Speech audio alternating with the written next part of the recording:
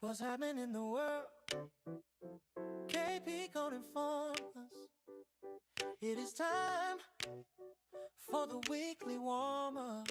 I hope you're not too bored, but I know what you came looking for. Yup, free live music reviews, uncut, unedited, first come, first serve. Line skip to get ahead of it, await your turn. The number's down below, call me now for a free reading. I just got a new solution. I can't believe it. We'll be back in a week, show starts the same time. Send your song a little earlier, you might get playtime. Say now, your favorite Monday night show, baby. Studio 2 with DJ KP. Every Monday at 9, right here, subscribe, like, comment, and share the live.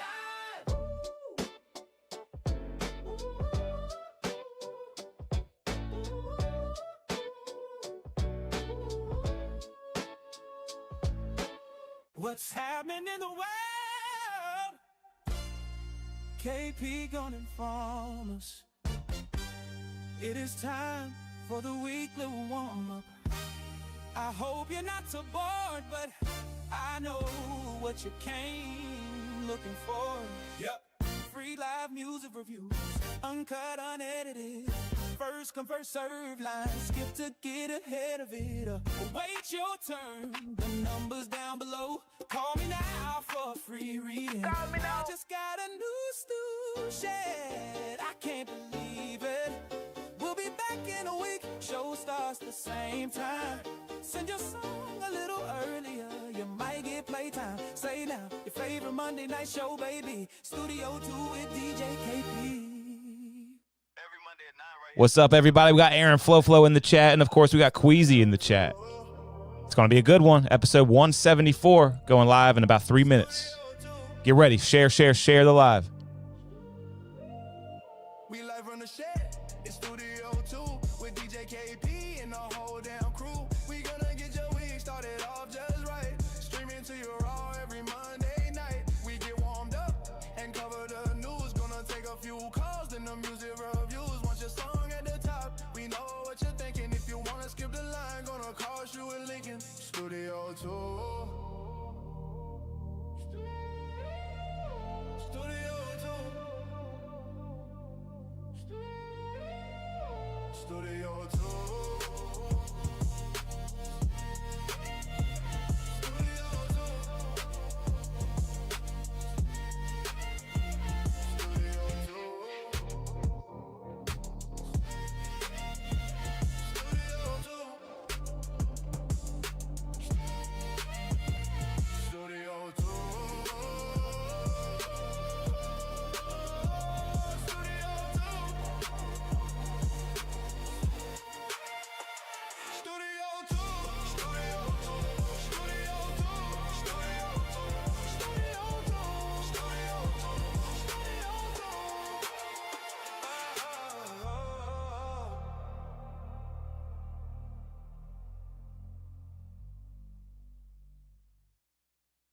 Studio 2. Studio 2. We live from the shed. It's Studio 2 with DJ KP and the whole damn crew. We gonna get your week started off just right. Streaming to your raw every Monday night. We get warmed up and cover the news. Gonna take a few calls and the music reviews. Want your song at the top? We know what you're thinking. If you wanna skip the line, gonna cost you a Lincoln. Studio 2. Studio 2. Studio 2.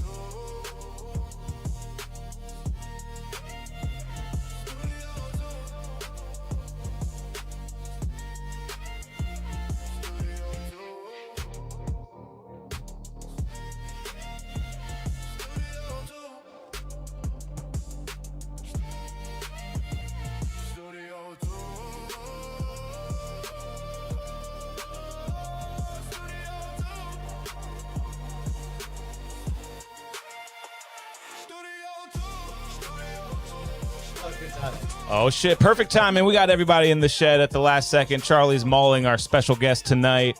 It's episode 174. Get ready for another amazing episode, y'all. Let's do this.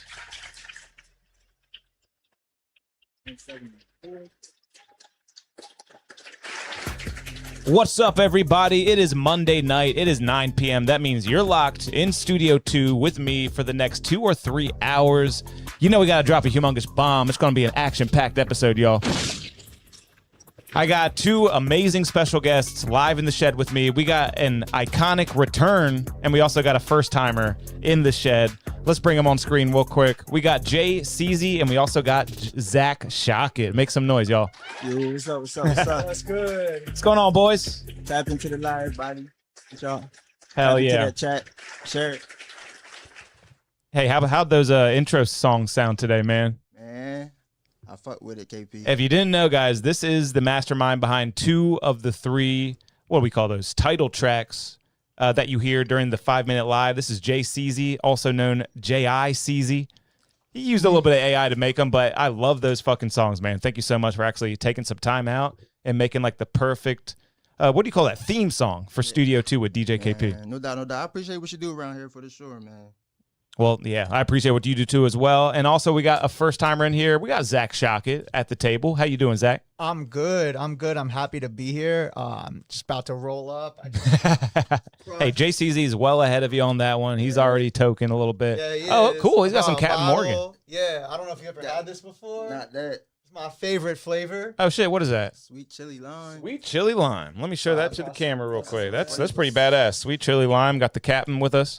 And I got the perfect amount of cups right there in the middle too. They're not very big, but they'll get the job done. Perfect. I brought some solo cups too, so. Oh, cool, more man. than, He's very prepared. yeah, prepared. Zack Shocket, very, very interested in meeting you, bro, because you got a few Grammy certificates under your actually, name. You know, and that's one of the things. I actually brought it with me. Oh, no way. I brought it with me.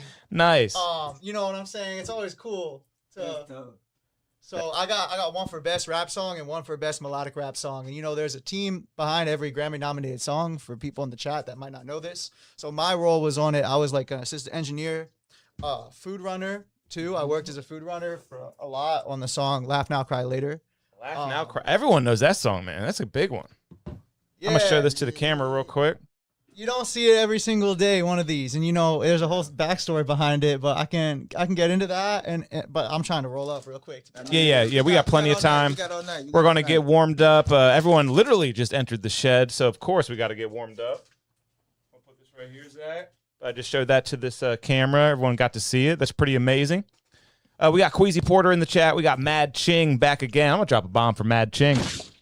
Been a while, bro. How you doing? We also got Fictionalo. Hopefully I'm saying that right. He says, I should be up tonight. Hope y'all rocking with me. Yeah, we're going to rock with you. I believe you're the first, you're going to be the first music review tonight. So we're definitely rocking with you, Fictionalo. What that email looking like?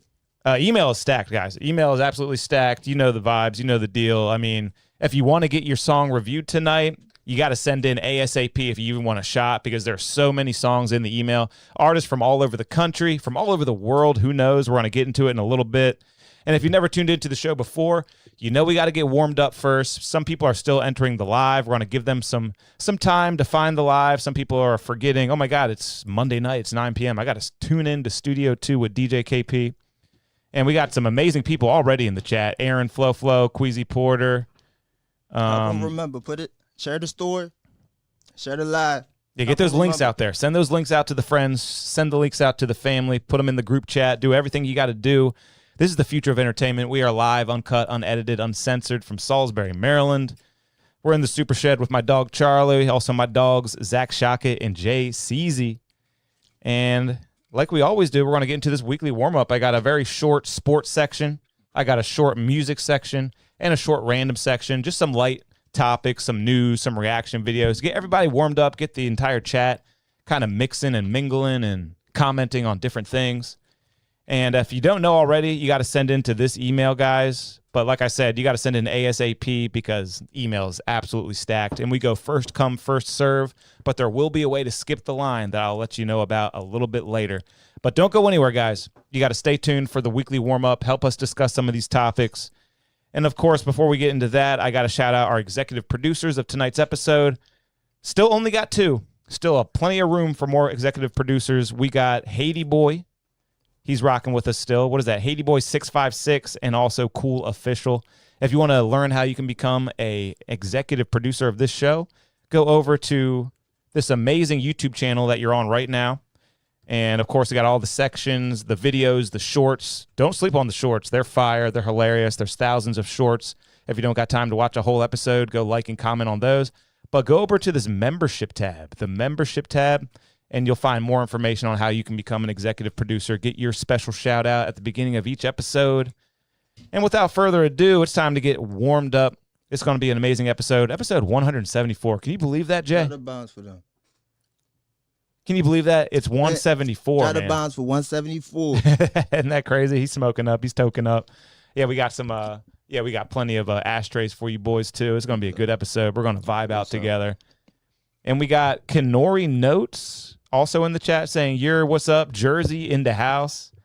Oh, cool. We got 2 people from Jersey in the house. Let's drop a bomb for Jersey. We'll drop a 5. And let us know where you guys are from. Drop that in the chat. I'm always interested. But without further ado, I know everybody wants to get their music reviewed, so I'm going to try to fly through this weekly warm-up. We're going to get warmed up together. Zach, you into sports at all, buddy? A little bit. Just a little bit? A little bit. I got a small sports section, and it's all pretty good stuff, but we're going to move quickly through it anyway. JC's, are you into sports at all? Yeah, I'll be watching. I'm tightening a little bit. All right. Let's see what I got for you. Oh, I got something local, actually. This kind of pertains to our neck of the woods, Salisbury, Maryland, but I had to put it in the weekly warm-up. This guy is a fucking legend. Y'all know that iconic lacrosse coach Jim Berkman just announced his retirement. Does that name mean anything to you guys? Jim Berkman? Yeah, from SU. So the cool thing about him is he has a bunch of NCAA records all time. He has the most wins in NCAA history, and he has the highest win percentage in NCAA history. So he's kind of like the pride of Salisbury, Maryland. Because, we got a college down here in Salisbury, and the lacrosse team is fucking crazy. I think he's got like 9 national championships and stuff like that.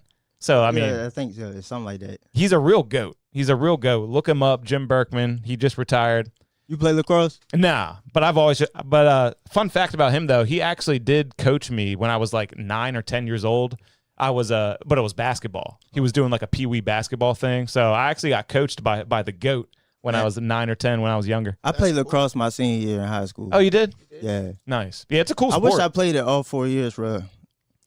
Mad Ching is representing Broward County in the chat. What up, Broward? But yeah, that's kind of local. Not everyone's going to know about that, but I had to let y'all know about the GOAT, Jim Berkman, right here in my backyard, Salisbury, Maryland. All right. Okay, this is just a funny clip. I could relate to this clip so much. Y'all know Kawhi Leonard? Yeah. He's my spirit animal. This is so funny. So he's such a shy guy, right? So this is just a funny clip of like the paparazzi trying to get some photos, some video of him, and he's just steady got his eyes locked on his home screen on his iPad. So you can tell he's just trying to avoid eye contact. I feel like this is just me. There's nothing on the iPad. He's just not trying to look at anybody.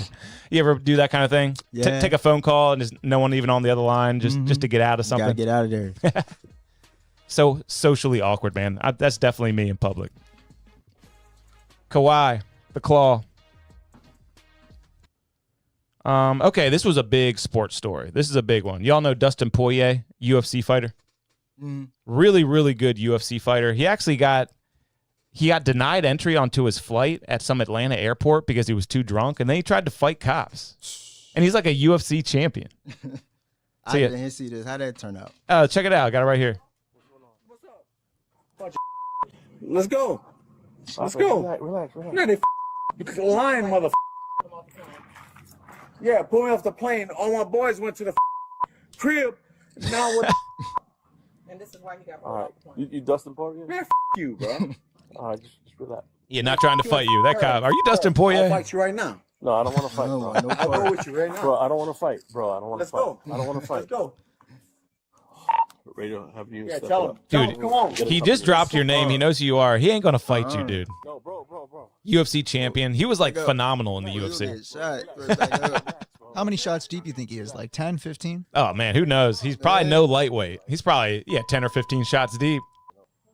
This bottle right here is 15 shots, so that's Oh my god, yeah. that puts it into perspective for anyone that doesn't know how many shots deep 15 shots really is. And now he's calming down. You did a great job, buddy. Come on, we can fight right now. No one's taking him up on that offer. Get up out of there. I'm surprised the cop didn't tase him. I mean, that's a threat. That's a direct threat. Yeah, pull me off the plane. All my boys went to the crib.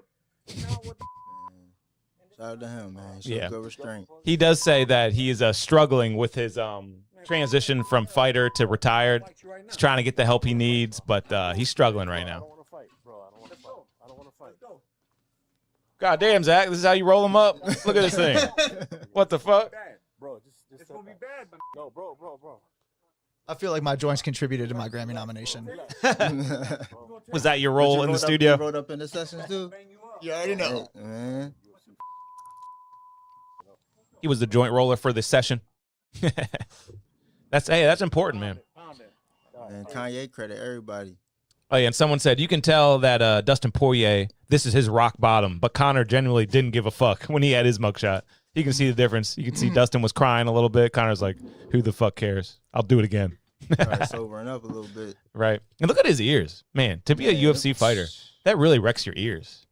Conor's got some pretty all right normal ears, but Dustin, that shit is lopsided. Man, that's genetics. He looks like an ogre from Lord of the Rings with them ears. Sheesh. Anybody talking about this? Kweezy Porter said, "Oh shit, that's right, man. Wild stuff on the weekly warm up. We're moving fast, guys. I know you want to get your songs reviewed. Gotta find out what's happening in the world. Just got to find out real quick. Caitlin Clark got punched in the throat, and she got a player suspended for it. I figured I'd put this in here. We're not going to talk too much about this. I've said my piece on Caitlin Clark. You know they all hate her. All those girls, they hate Caitlin Clark. Punched her in the throat. Didn't even get a foul or nothing. But it'd be hard for the ref to see that. I will admit that. Sometimes it's a lot of stuff they gotta watch. Right, yeah. Refs got a hard job. They do. But, yeah, she definitely put about 15 pounds of pressure on the windpipe. They say it only takes about 10 to break it. So, who knows? Sheesh. Oh, yeah, and this is one more Caitlin Clark clip that I thought was ridiculous. This is the type of, like, she gets no respect in that league. Check out this clip. They call a delay of game on her.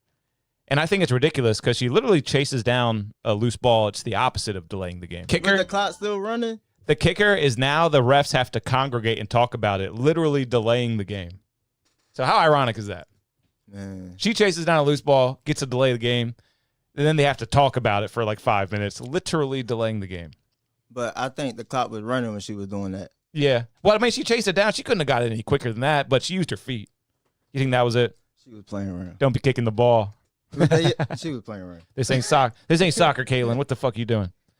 All right, we'll just gloss over this, but humongous trades in the world of basketball. Man, You into Charlotte, basketball?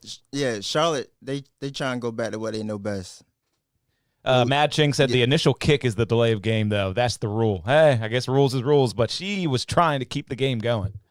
But yeah, what are you saying, Jay? I said Charlotte going back to what they know best. Yeah, you think? Yeah, who's going to make out better in that one, Charlotte or Minnesota? Oh, no, I like Melo with Ant-Man. Oh yeah, that's going to be fun. Yeah, I want to see that. LaMelo Anthony, they're calling it. Yeah, and also like I want to see him. I want to see him. I like Melo. Well, I like. Oh, he's cool as Yeah, fuck. I want to see him. I want to see him actually play for something. Yeah, he's cool as fuck. We got Few Are Chosen in the chat saying, yo. But that it doesn't just end there, though. Another huge trade. Ja Morant to the Blazers. You hear about this one? No. Ja Morant to the Blazers. When that happened today? Yeah, that happened today. 2-time NBA All-Star Ja Morant on the Blazers. The Blazers, they made the playoffs. They had a pretty good run. They won a few games against the Spurs in the playoffs this year. So now you got Ja Morant and what's that guy's name? That Jewish guy, Denny Advija or something like that. So they're looking pretty good. And then we also got, of course, Giannis to the Heat. Yeah, I seen that. Wild stuff. Seen that. The NBA is going to be looking different. That's always exciting. So the beginning of next season is going to be fun as Still fuck. trying to figure out what LeBron about to do. Yeah, right. Hopefully he goes to Washington, D.C. with my Wizards. That'd be amazing. I support the Wizards 100%. Yeah, me too, bro. I'm good for a little You're bit. good on that? Yeah. I didn't I'm sure, watch bro. the NBA draft this year, but Okay, yeah. They got the number one prospect, AJ, whatever his name is. Monster. Yeah. Yeah, I think they're going to be looking good, man, especially with Trey and they can stay healthy. Anthony Davis. They just gotta stay healthy. Yeah. Yeah, especially Anthony Davis. We're all looking at you when you Trey say Young. that. Trey Young ain't been healthy the last Oh, couple no. years either. Yeah, he's got some injury problems. And speaking of trades, so we live in a different world now where everyone has a camera. And I think this is fascinating. A bunch of fans got literally NBA players' reactions to these trades. Like, they dropped the news to them and everything. So here's a couple clips of that. You know the guy, Jaden McDaniels from the Timberwolves? Mm-hmm. This is someone, he's on vacation, and just some random guy shows him his phone and goes, look, one of your best friends just got traded. Julius Randle just got traded to the Brooklyn Nets. This is his live reaction. You see Julius? You see Julius Randle? What you mean? Just got traded? For real? Brooklyn. Oh, that's crazy. Crazy, right? I have to say something, man. What's up, Jaden? You see How wild is that? He's literally on vacation, and some random guy just shows him his phone. Check it out. Julius Randle traded. Man. And then here's another clip of the actual player himself getting the news. He's at some gym playing basketball, and they show him, you just got traded to Milwaukee. And he used to play on Miami.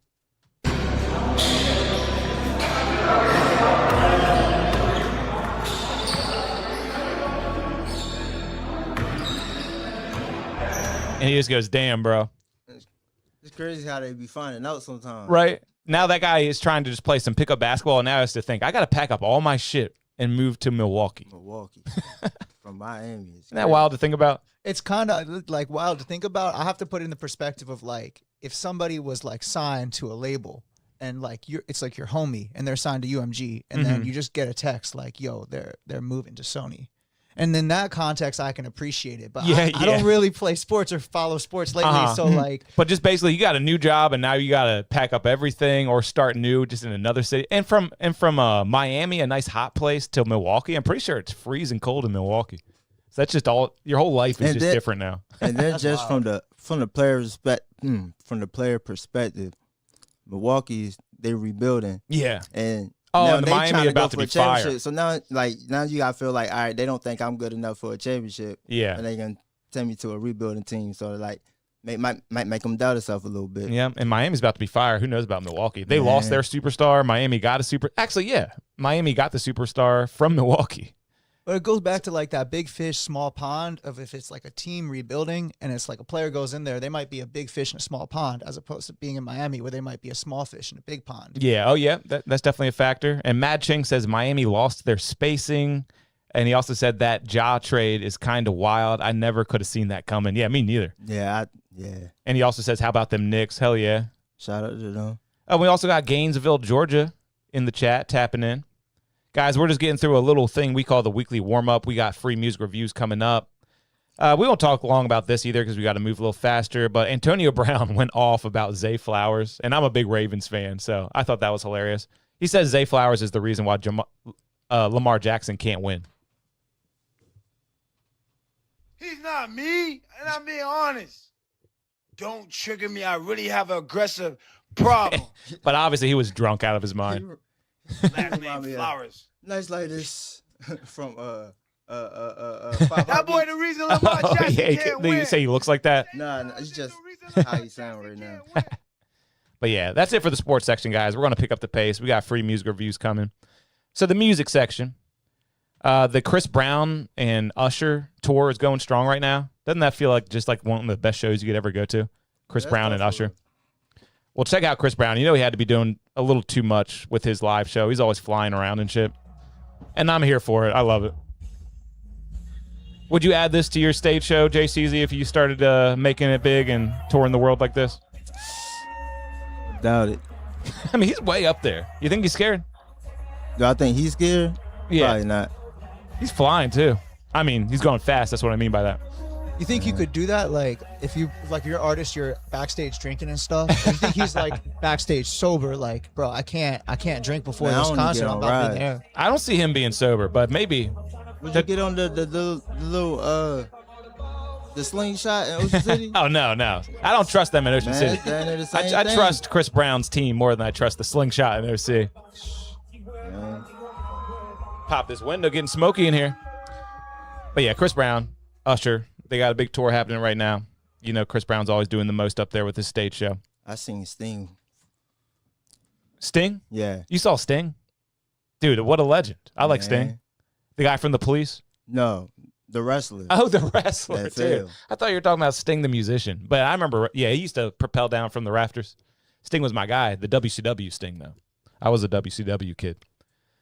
All right, so this is another clip in the music section here. Did you hear about Drake? He threw exclusive Janice-only parties all over the country. I heard about that. You heard about that? I heard about that. I follow along with Drake because of my affiliation with Laugh Now Cry Later. Oh, yeah, that's right, man. I don't know if you want to show this. Yeah. So one more time. In right now, One you know more what I'm saying? time. Yeah, show it to this camera right here. Slight facts. Look at that. Assistant So- engineer on Laugh Now, Cry Later. We got Yeah. the man at the table right now, Zack Shocket.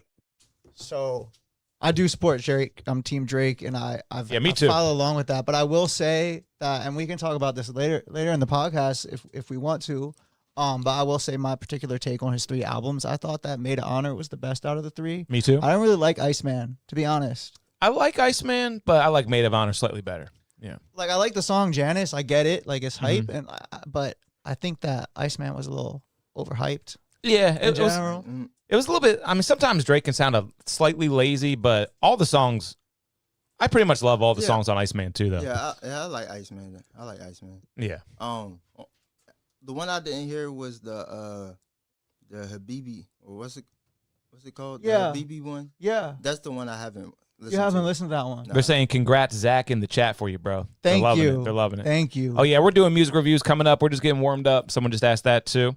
See, But I heard Habibi, that was the best one. you heard that was the best one. I heard it from a couple people. I thought that one had hints of country to it, which I thought was interesting for Drake. But you know, Beyonce broke into country. I don't know what your thoughts about her country cowboy album. but I that wasn't really actually- loving that, but I mean, that one song got some radio time and it was all right. Well, you know, Tricky Stewart. Do you know who Tricky Stewart is? No. Tricky Stewart, nah. So Tricky Stewart, I don't know if you can pull him up, or maybe you want to pull him up later in the. But pull him just up real Google quick. him. He's a music industry individual that like his older brother Laney was audio engineer and producer for TLC back in the day, and Tricky is responsible for a lot of stuff. He was with The Dream like for a long time, and he produced B2K. Oh, cool. They just had a big verses. Man, they got spanked. Yeah. But he's notably known. Like he's done a lot of stuff. He was like, I think, president for Empire for a while, maybe vice president, president. Uh-huh. Don't quote me on that part.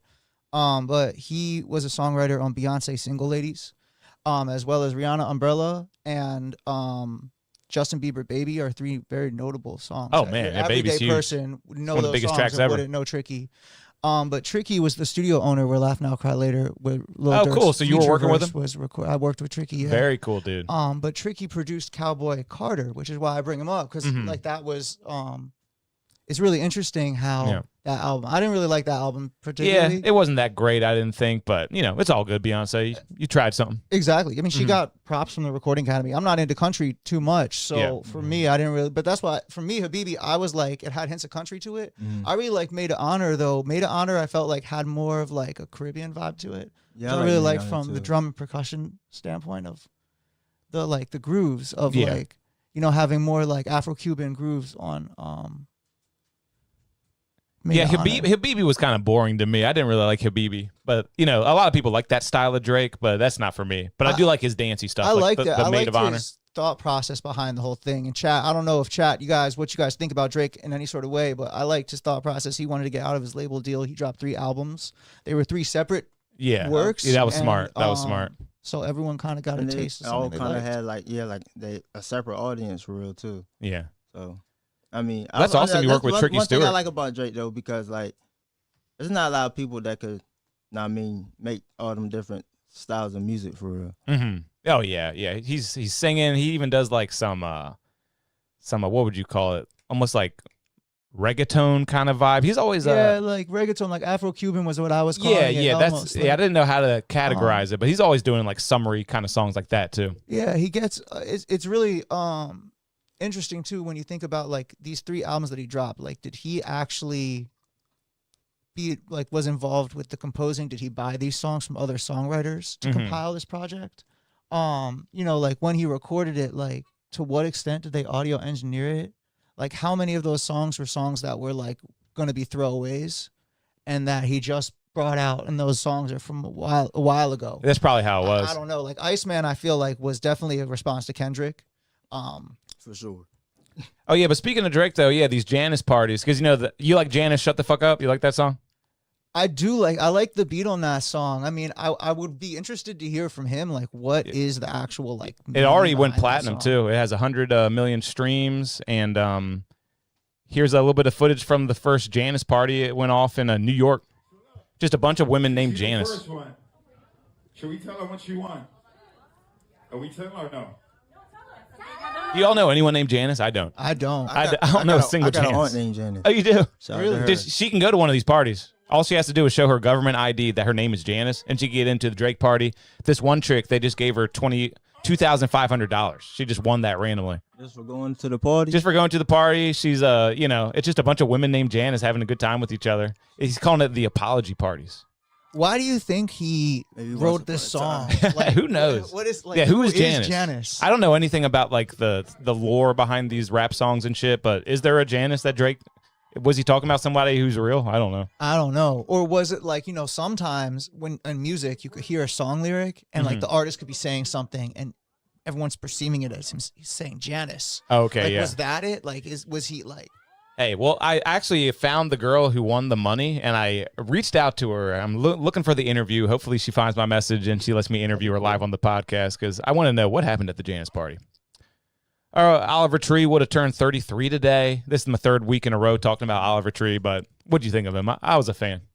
My older brother, he's 4 years older than me. He loved Oliver Tree. He was like in LA when Oliver Tree was like over billboards and stuff. Oh, yeah. And so the impact, I mean, it's horrible that Yeah. Oliver Tree passed away. He was definitely a really, really cool guy. I'm a conspiracy theorist. I don't know if you think there's a conspiracy behind it. Are either of you conspiracy theorists? Oh, yeah, I'm a big conspiracy theorist. Oh, yeah. I'll be listening to And him, actually, I got the clips already pulled up, too. Y'all know, you're talking about the ice wall? I am. Yeah, dude, he made a documentary about Antarctica and the ice wall, and a lot of people think that's why he got killed or something like that. And all that. I'm not going to get into that, but yes. How long ago was this documentary? Really recently, right? Is it real though, or is it like? I don't know. is that I a mean, deep fake? the flat earthers think that Antarctica is an ice wall around the world, and of course, regular globe people, they think there's a North Pole and then a South Pole. But the flat earthers believe that there's a North Pole in the middle, and of course, the Earth is flat like a plate, and that Antarctica is a circle around it. So he's saying that he found proof that it's just a wall circling the globe. Well, I not heard globe. building off of that. It's hard to even say. It was more about like UAPs. Like if you're familiar with UAPs, like the modern term of UFOs. Okay. That, like unidentified aerial phenomenon, and it's because Antarctica is one of the places where almost every single major country has a holding in it, and it's a peaceful. There's Yeah, the Antarctic Treaty. Really weird. Really weird. very, very weird. Like I'm a conspiracy theorist, but also like at the same point, I value like reaffirming reality, as I feel like any sane. Jay person Cheesy, would. are you a flat earther? No. As any flat earthers, let us know in the chat if you're a real flat earther and you think we're living on like just Are a you? flat.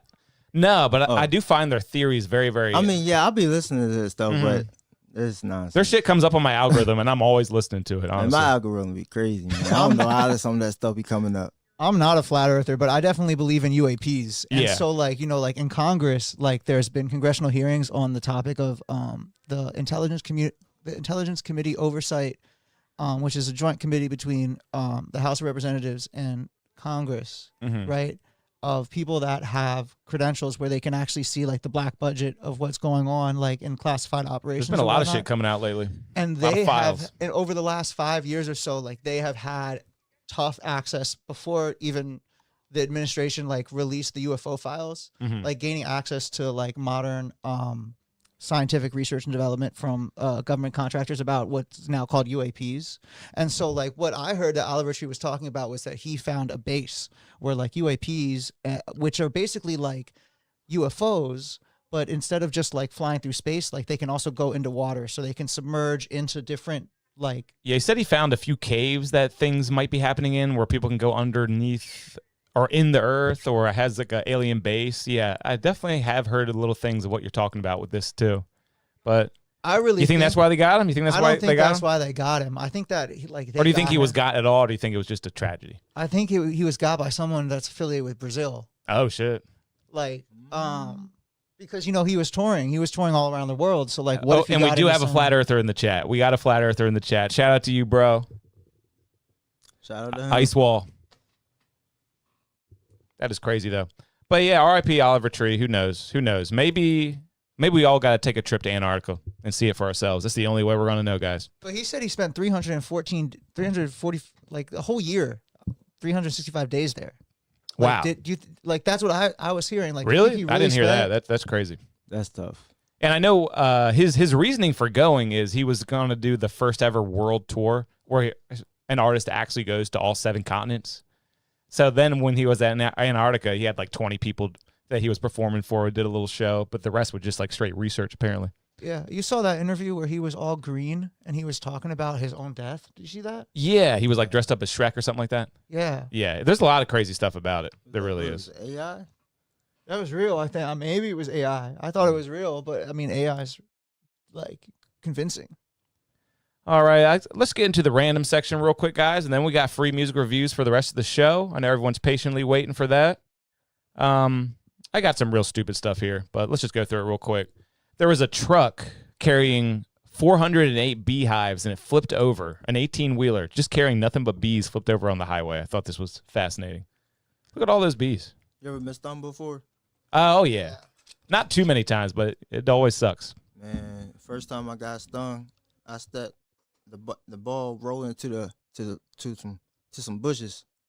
Stepped in a hornet's nest or a wasp nest, or I don't know what it was. My whole leg was covered up. Goddamn. Very first time. Yep. That sucks.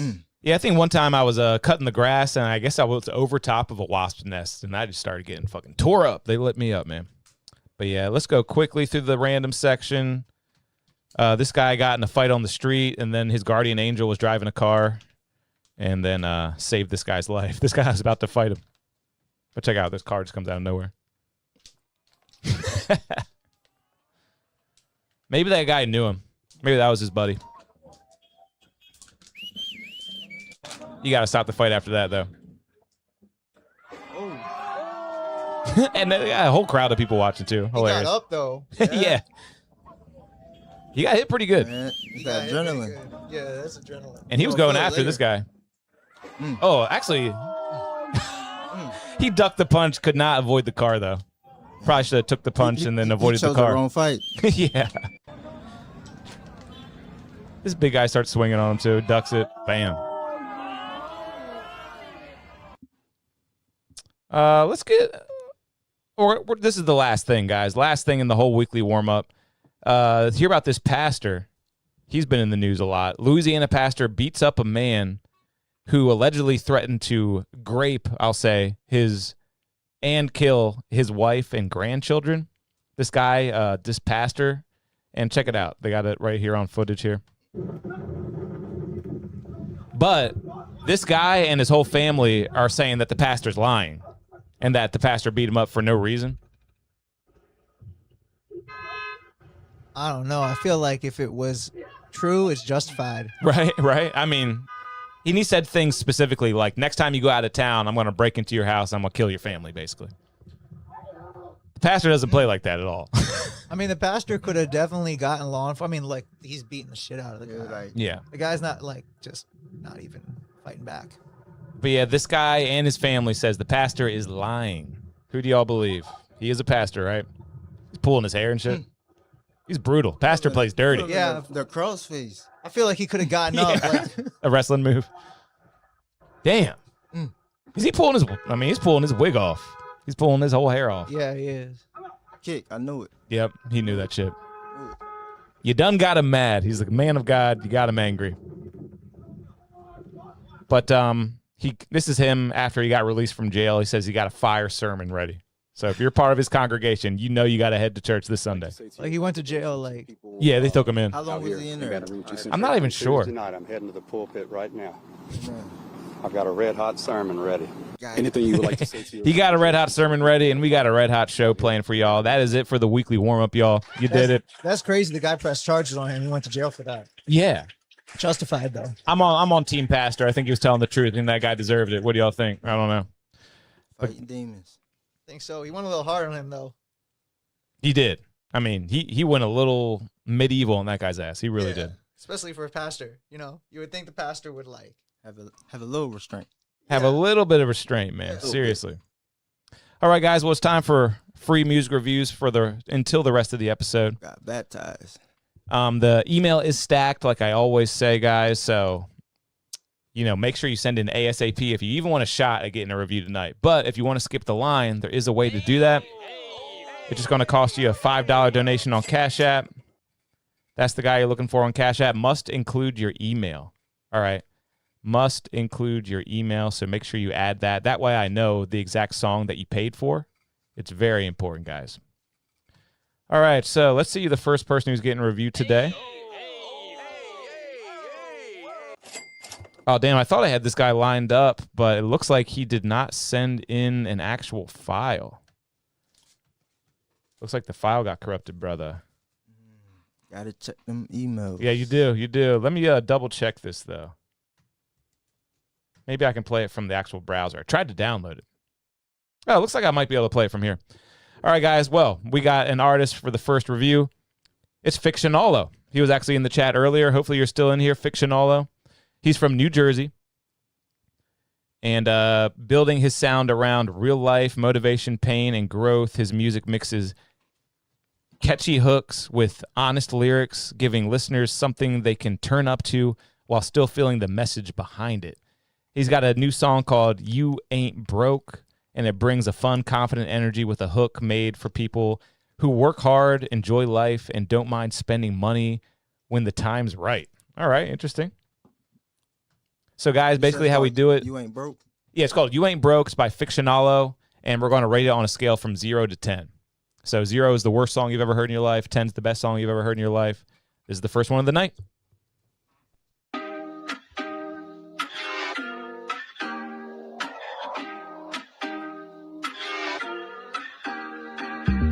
Okay, getting money all day. Yeah, I'm ripping through your city, so you looking both ways. Till the Reaper come and get me, I'm a party to make. Yeah, I'm lit, little baby, give a fuck what they say. It's nothing, party with my cousin, fucking with my old, then we fucking up the function. Big boy dumping, do it like it's nothing. Pull up to the car, and you know we get it jumping.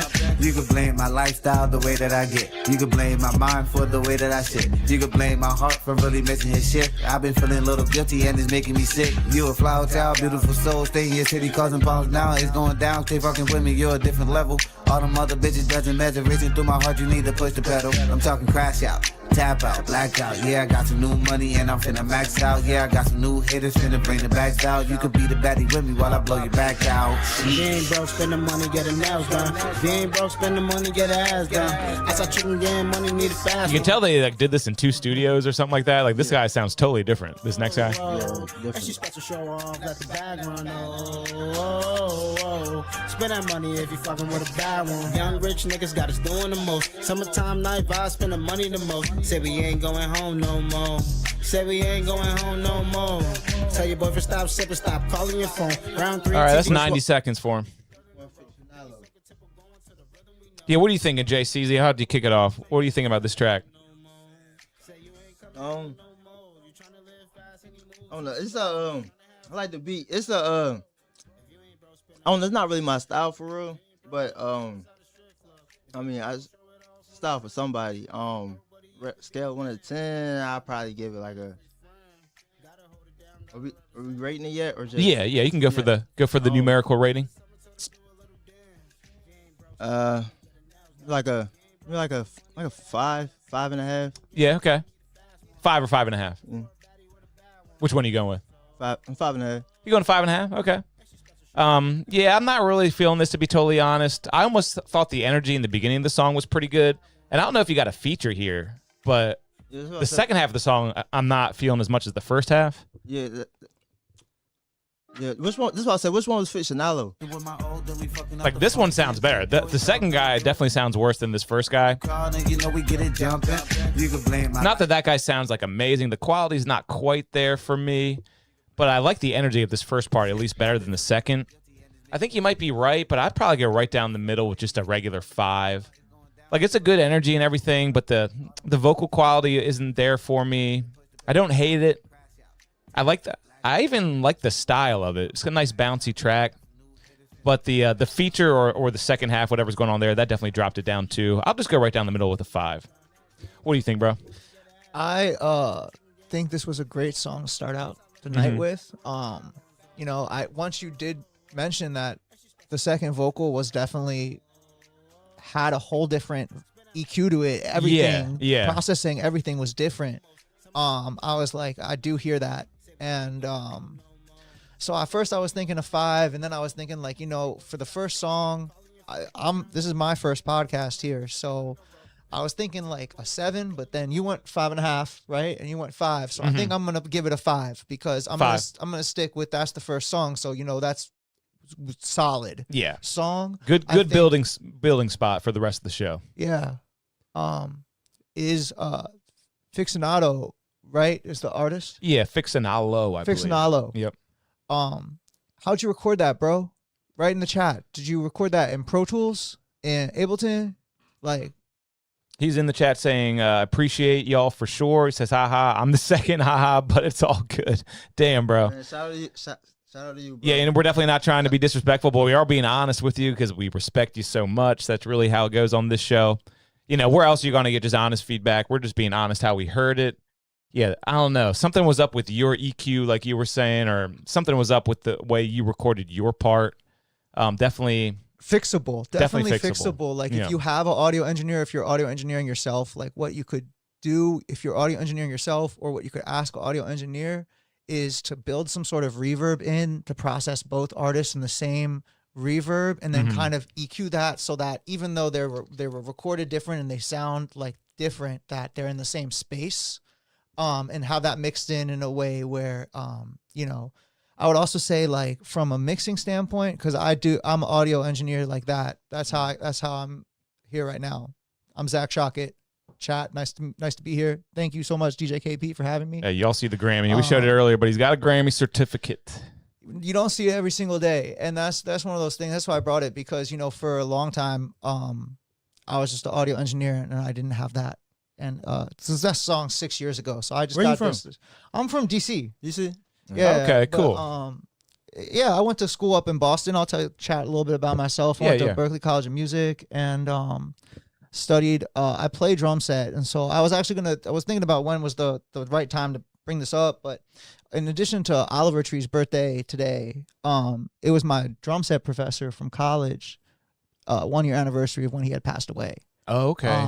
So that's why I'm so grateful to be here. Yeah. Really cool to do something musical in his honor. And his name was Marlon Foster. And so, you know, like for me, like, you know what I'm saying, how I got into music, if this is just a quick elevator pitch for everyone listening, like, you know what I'm saying, I did music in public school. I played drums and percussion. And I went to college to study that. And my college professor, Marlon Foster, who this is actually his 1 year anniversary when he passed away. Well, respect to him. Respect to him. Sure, he had a big impact on your life there. A lot of people. I don't know if you know anything about jazz music, but if you know the artist Nate Smith, have you ever heard of Nate Smith, who's a Virginia artist? No, I don't think I have. He does like jazz music. He plays drum set, but he was a JMU alum, and even he was impacted by Marlon Foster. So really great to be here doing something musical. And so, like, because of Marlon, I ended up transferring to Berklee because that was one of the only colleges where you could study drum set as a principal instrument. Nice. So you're a drummer. You got good rhythm. I'm a drummer for sure. I play the whole gamut. But while I was up in Boston, I did MP&E at Berklee, for anyone that's familiar with what that is. And so Berklee's really legit. I think everyone's heard of the Berklee College of Music, so that's awesome that you went there. Yeah, you know, in retrospect, like, I feel like there's, like, it's cliche, but like a big three. There's like Berklee, there's Full Sail, and there's Crass. If you're talking about like audio engineering schools that teach like Pro Tools and recording studio operations from a standpoint of like they're trying to actively place their students into major label environments, or like Berklee even does film score environments. And so like the person that built the facility that like was like the recording studios at Berklee is the same recording studio design company that built the Spotify studios. Wow. And that built the Full Scale studios. Now Crass is an institution out in Arizona. Yeah, I've never heard of Crass, but I definitely heard of the other two. Crass is the Conservatory of Recording Arts and Sciences, I believe. And like I had not heard about it until I went down to Atlanta, Georgia, which after I went to Berkeley, I went down to Atlanta and I started interning at different recording studios. And I came into some individuals that had gone to Crass. And nice. Crass, you know, you get on an SSL console right away. If you're familiar with that, like you do like someone's asking in the chat, what DAW do you use? I like Pro Tools the best. To be honest, I can use any DAW. I like BandLab a lot. BandLab's the future, man. And also someone saying shout out to Berkeley in the chat. We got someone saying getting a good audio engineer is my biggest hurdle right now. I feel like I'm good at writing and construction of a song, but audio engineering is where I'm lacking. Okay. Hey, here's the thing, right? Like, you know, we're all constantly learning. And what I would say is, like, depending on where you're at right now, the best advice I could give you is honestly going to take an audio engineering class on Berkeley Online. And I'm like I said, I'm an alumni. I'm not affiliated with the school. I'm not marketing for the school in any capacity. But if you really want to learn about audio engineering, the best thing you could do, in my opinion, other than just going on YouTube, getting on Masterclass and like looking at some of Timbaland's videos about beat making and audio engineering, to just take an online class at a school like Berkeley or a school like for Full Sail. Yeah, but that'd be dope. Yeah, it's not that expensive. I think it's $1,000 a credit, you know. So outside of that, there's a really good website called Mix with the Masters. Oh, yeah, I like that. Yeah, they're really good. I watch their stuff all the time. Haven't paid for it, but I watch a lot of their free content. Yeah. Yeah, that's vital. Mm-hmm. They're have awesome. Great free content on Pro Tools and stuff like that. Yeah, definitely check out Mix with the Masters. Yeah. And real quick, we actually just got a line skip. So shout out to our line skipper who just gave us a $5 donation. And they're going to get their song played next. So this is Big Steppa Stacks, a female artist, 32, from West Haven, Connecticut. Looks like she's part of a rap group, Hard Work and Dedication Entertainment, they called. And been rapping for some time now, eager to hear what y'all think. So it's a female artist from Connecticut. Got a song called, what's this song called? Stand on It, from Big Steppa Stacks. Let's check this out. Okay. Damn, see what type of time we on. We on that Big Steppa shit. Stacks talk to 'em. Okay, back up in this bitch like I never left. I'm never pressed. A 40, clear the room out the 38. Yeah, whatever's left, whoever's next. Better be easy, cause and then they're in the chat right now. God is so many rings, we call it Belichick. I've been that bitch. These hoes been jealous with them, it's hit or miss. Hey, can you pour me a little bit of that, bro? I gotta get a taste. Right there, oh, thanks, man. I didn't see that. I didn't see that. Nigga one hit and they said this shit is we past that. Bitches be fucking with niggas, me and Twin just laugh at. A lot of energy, a lot of energy. When we approach you, you don't act bad. Yeah, I be spitting, but with these written shit, I rap. Fuck out your feelings when you the realest, you get backlash. Bitches hard work. Oh wow, that's pretty good. I leave y'all hurt. You ain't really packing, little baby, that's just all perk. I don't trust a nigga, love no nigga, when will y'all learn? Hey, you ain't tricking, you investing, got motion, so ain't no resting. Don't answer no niggas' questions, don't follow bitch. I like the flow for sure. Will never lessen. Take a nigga and bless him. Watching me on the net is really giving obsession. I don't blame you though. Pretty bitch and your nigga want entertain me, ho. I know y'all niggas true intentions trying to play me close, but all my niggas round me shooters and they train to go. Plus they aim control, so drop the addy. I pull up to where you stay at. I'm used to running in cribs, been doing this shit since way back. She talking about I'm a op, that's valid, lil' mama say that. Cause when I see you, best believe I'ma make these bitches stand on it. When y'all bitches see me throw 'em up, they gotta stand on it. Run down on the hoe, they know what's up. They gotta stand on it. Load them bitches. Hey, the chat's liking it. Chat's liking it. Stand on it. The coldest bitch been stepping in my blood. They gotta stand on it. When y'all bitches see me throw 'em up, they gotta stand on it. Run down on the hoe, they know what's up. They gotta stand. I gotta tell you, I like the energy here. The EQ is a little too thin for my taste, but other than that, I like it all. I like it all. I agree. I feel like from audio engineering standpoint, great. I feel like I'll just start it out. I'm gonna put it right there as the second song that we've listened to. I'm gonna keep it right at 5. To be honest with you, okay. I thought that was a you like great that just song. as much as the first song.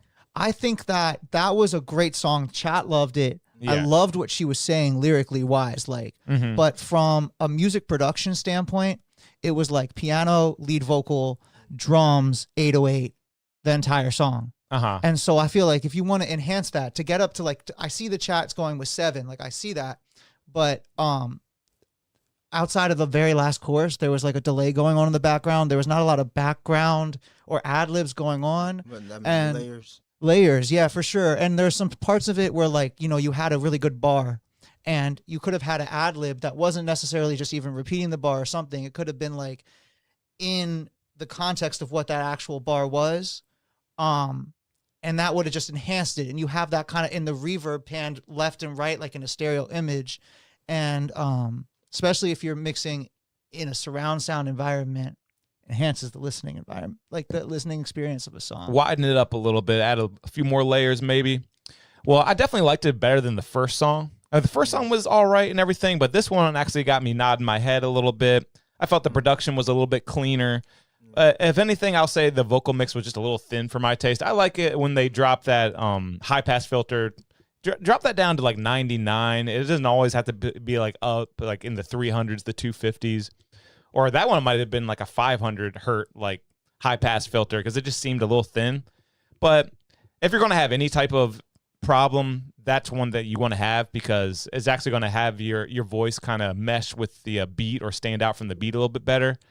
But I liked it a lot. I'm thinking probably a 7 like the chat. What are you thinking, Jay? Yeah, well, I say like as far as like the sound, like there's definitely parts. I think it sounded better than others. Couple like it's a little thin in some of the areas, like you said. Yeah. But I say I definitely like it more than the last song. So I wouldn't go with the 5 still. I'll probably say around like a 7 still. Yeah, 7. Yeah, 7.5. Looks like the chat's in agreement. One person gave it a 10 out of 10, so someone was definitely feeling it. That's tough. I mean, it was up there. No, but I mean, like I said, it's all about your preference, what you like to listen to. Know what I mean, so like an 8 came through, 7.5, a 7 out of 10. Yeah, drop your ratings in the chat, guys. We'd love to hear what you all think about these tracks too. Yo, and I just want to jump in. Like, it's no good. offense of a 5 for a second one on mine. I'm just saying for the second song, 5's still a good rating. Like I mean, great song. I would listen to that song. I'm just saying that also, like, if you were to send that song to like a Jason Joshua to have it mixed, like, they might add in from a mixing standpoint these kind of background sound effects that kind of just like enhance another level. Yeah, and that's what I would recommend. Like, if you were to make another, we had an 8.5, maybe a 9 in the chat. Keep it going, though. I don't mean to cut you off. I'm just kind of reading the chat. If you were to make like another iteration of this song, like to add those features in, like to not necessarily change anything you have, but to think about what kind of layers, doubles, and like even like having stacks of vocals panned hard left and right, that even if they're just saying the exact same lyric in unison or in different like chords, vocal chords, like vocal production. And I don't know if this is like getting too far into the specifics of vocal production. No, it's all good. But that's what I'm saying. That's where I come from as an audio engineer. Like, I want to hear that kind of stuff because it adds those layers that, like, and someone just said, I agree, though, it needs more ad-libs. I'd rather it have fewer ad-libs than too many, though. Some artists, they like mud up the mix with too many ad-libs, too many layers going on, especially if you don't mix them properly and put them like where they need to be. So I'd rather her do this than have too many, but yeah, you're right. She could have added more dimension to it. That's exactly. Exactly. Kind of widen it up a little bit, keep the ear listening for different things, but definitely a good track. I mean, it's the best song we've heard tonight, I think, in consensus. And we actually just got one more line skip, so appreciate the donations, guys. Y'all being amazing. This one says, "What's up? I'm Nas7. Sometimes I just have no idea how to say these people's names, but it's spelled NAS7. What do y'all think?" Think that's really Nas? Nah, definitely not Nas. Maybe he's tuned into the show. I think he might be a fan. He wants to know my opinion on his track. Wow. Oh, it says the pronunciation is actually right there. So I guess it's Nast. Okay, so the 7's like a T. So it's like Nast. Like Nast. So I'm a melodic hip-hop artist and songwriter, creating music for lovers of passion and harmonies. My records touch on toxic relationships and real, relatable emotions. That's pretty cool. Got a song called Overstimulated. This is going to be our third review of the night, guys. Studio 2 with DJ KP. Make sure you share the live. We got Overstimulated by Nast. Hey, where are you from? You always got to let us know where you're from, guys. Oh, from New Jersey. Currently in Maryland, though. So are we. So yes, I know I need ad-libs.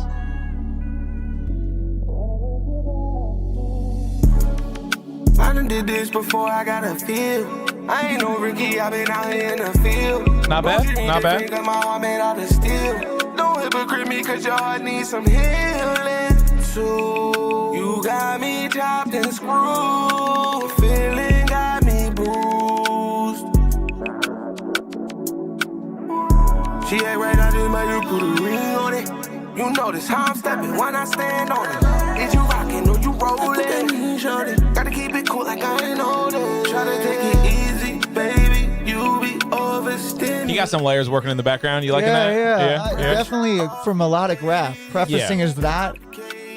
Not bad. Not bad so far. Nights wanting R&B. Later with Netflix on the TV. Running off fumes, I'm horny. Next thing I know, there's the sunrise the morning. We both know I can't stay, gotta leave. In and out of your life, and you know that ain't me. Try to feel the voice so you don't feel lonely. And we both feel it, we both heal it. Let's try to take it easy, baby. You be overstimulated. Let me take a lot of pressure not bad. off you, baby. This might be the best song of the night so far. Who would you mix this in with as a DJ? DJ KP. Who would you like if you had this song? Like, do you use Serato or do you use Serato? Yeah, you use Serato. It might mix it into some early Chris Brown. He definitely gets to this level. Maybe even some classic Usher or something like that, or like what's that guy's name?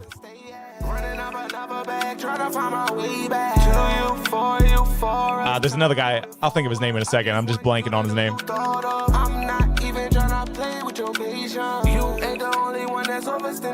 Oh, Friday. Y'all like Friday, the singer? Yeah. Mix it into some of that. Who was on DJ Khaled's album, right? Yeah, I think he was. Yeah, I think so. Got that song One Call Away. That's pretty good. Damn, that was good. I think this one is the outro, so we can turn it down and start talking about it. I like it a lot. Queasy gave it an 8. Some Farland. I don't know how to say some of these names. I'll call you Farland. Farland gave it an 8.5 with some fire emojis. Big Step of Stacks gave it an 8. I'm saying I give it about like I'll go for like an 8.37. 8.37. We're getting real specific. I love it. And someone said I would play this after Huncho, something like that too. Huncho. Yeah. Yeah. I feel like this is a B-side song though. Like it was a great song. I'd give it a 7. This like, one belongs on Habibi. Yeah. I feel like it's a B-side song though. This song, it might not be like the hit single on the EP or the album, but there's someone that's a fan of the artist. Like that was a good song. Yeah, that was soothing. It was good. Queasy said, I like 7.7. I like the vibes. You feel me? I'm more. That's what when I be listening to. I'm just the vibes I get. I mean, or cause even when I make music for real, like I don't really got like no specific style. It just be like FSU McFarland. Gotcha, bro. Just be like I don't know. I just be going with how I'm feeling at the time. It's all about. That's why everything I make just sound different for real. Cause I don't know. Oh, dude, you go all over the place. Yeah, he never sticks to a genre for too long. Yeah. How do you like to make music? How do I like to make music? Yeah. I said it's just I was chasing it real hard once upon a time, but like now I just do it for fun now for real. I just do it as a sport. But I ain't recorded in a couple of years for real. Oh yeah, it's been a minute. So you've been sending some older stuff, huh? Man, stuff I've been sending you probably like 10 years old. Oh wow, dude, he's been in the game for a minute. Oh yeah, and so your name is FSU McFarland in the chat. Goes by KD. Someone said clean sound, 8 out of 10. So I gave the last song a 7. And I think this one would have to be 7.7 for me. 7.7, a shade under an 8. But I liked it a lot, though. I thought it was track of the night so far. Sounded better. You know, the mixing was definitely better on this. Probably used a slightly better studio than the first couple submissions. He's doing his thing. Queasy gave it a 7.7 as well, so I agree with Queasy. And looks like everyone's pretty much fucking with it. Everything seems to be above an 8.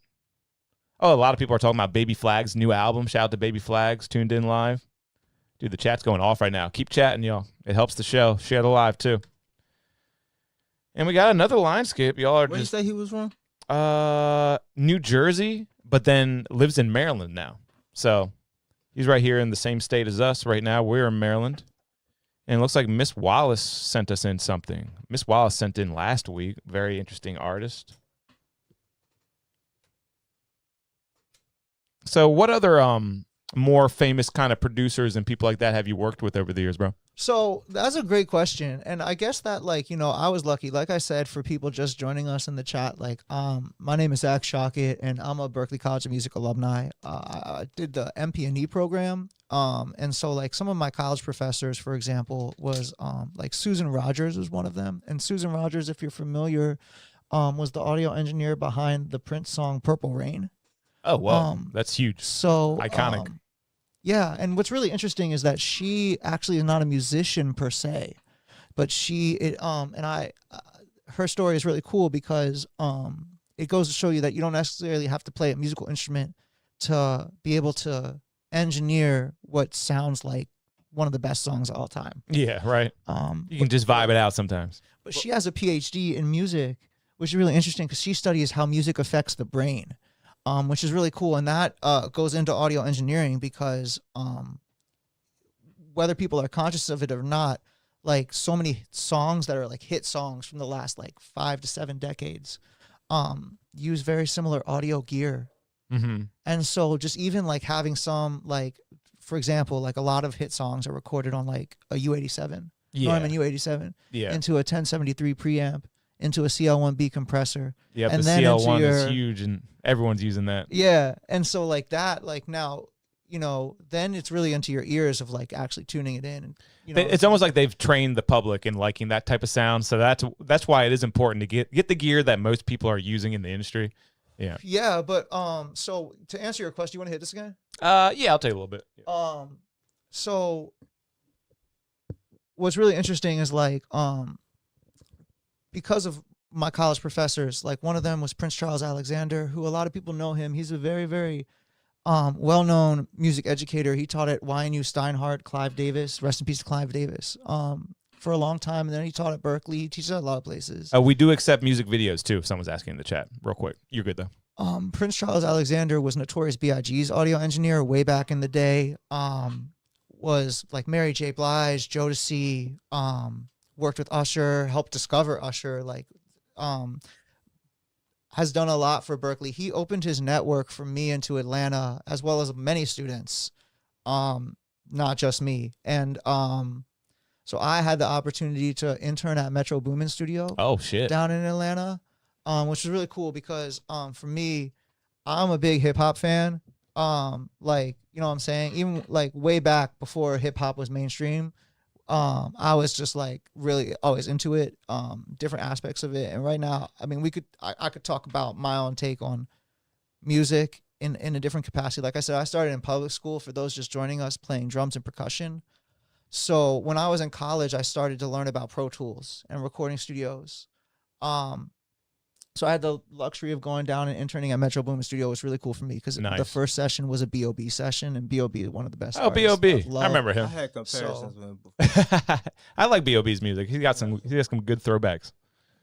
Well, B.O.B. is a conspiracy theory rapper, right? Mm-hmm. So I really like that. Like, you know, the whole concept of He's UAPs, a flat earther, isn't he?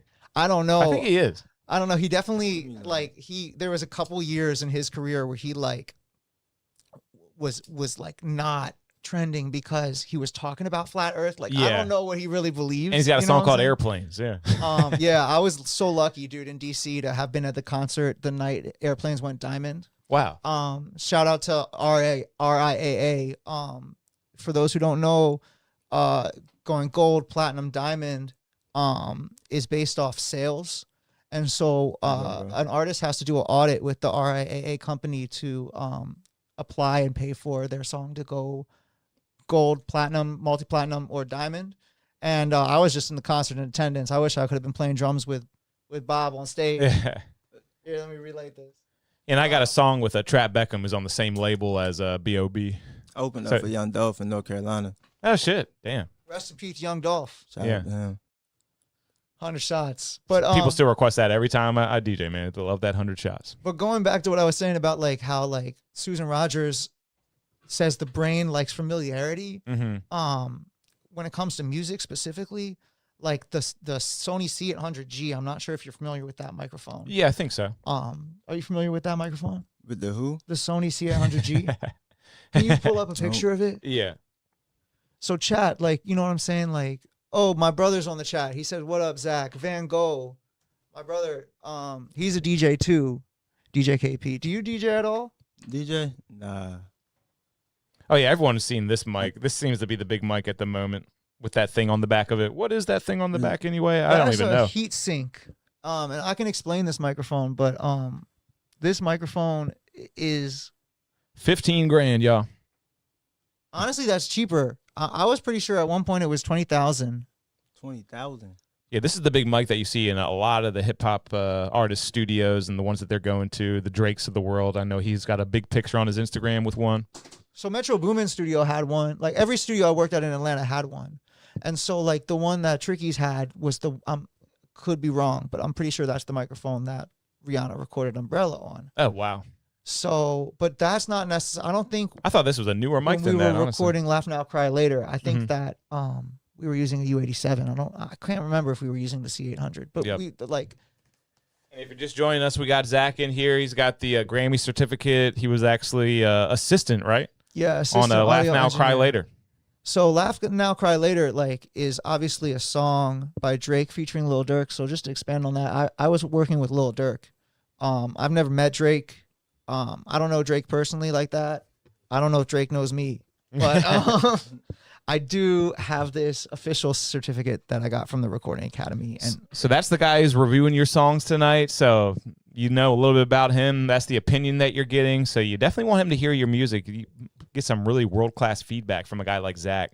Yeah, and for anyone that's out there that has, like, you know, worked on a song in a major label capacity where, like, maybe had an IRA certification or was Grammy nominated or Grammy winning, and you're like, man, I didn't get credited properly, like, you know, you can reach out to the Recording Academy, and if you can verify your credit, like, one of the things my college professor, Prince Charles Alexander, told me that was probably one of the best advice I ever got in my life, was that it's always, always got to take a picture of your session report if you're working with a major label studio, because just like, you know, a car mechanic shop, like when a car mechanic, if you take your car into a shop and they're doing work on your car, you're going to get a receipt that shows exactly what's getting done. And if you're working at a recording studio, it's a commercial business. So, you know, the session report of. Yeah, keep those receipts, guys. Yeah, I mean, a lot of people probably can't relate too much to stuff like that right now, but you never know, guys. This is some good info that you can use later on. If you what if somebody uses my bars? Yeah, what if someone steals his bars? You got great bars. I mean, if your name is on that session report, like, that is what you would call, like, undeniable. So that's why you want stuff like that. Like, that's what, yeah, you know, like, so, you know, I had this one homie, his name was Austin. I don't know if anyone in the chat's familiar with him, but he interned at Metro Boomin studio too. Austin Finklin, I believe was his last name. And he's audio engineered a lot of different things for a lot of different people, but he historically audio engineered a verse for A Boogie with a Hoodie that was multi-platinum.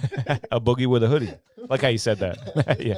And yeah, it took him years to get paid and to get credited for that. Damn. Yeah, keep the it paperwork, as an guys. Unpaid intern.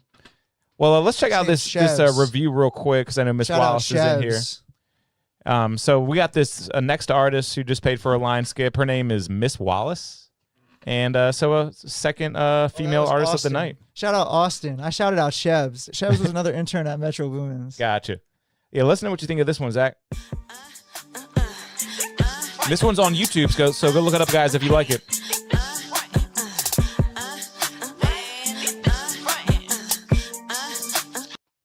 Oh, shit. YouTube freezing up a little bit. Damn. Sometimes you gotta... There we go.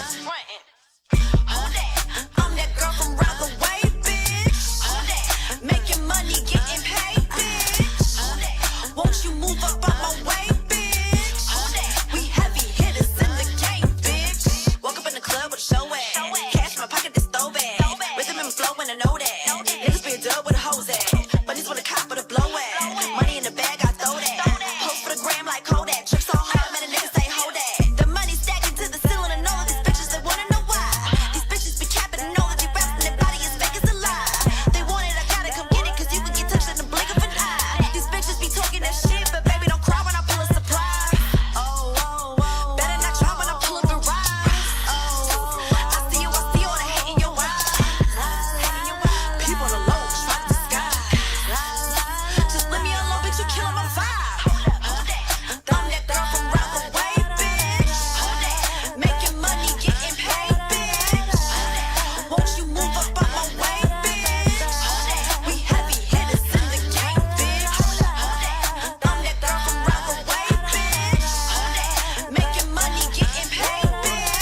So DJ KP, yo, where would you mix this into a set that if you were out there DJing a set, would you mix this song into a set, and in what context? I mean, if I'm being perfectly honest, all the venues that I DJ at, these people just want to hear the absolute biggest hits of all time.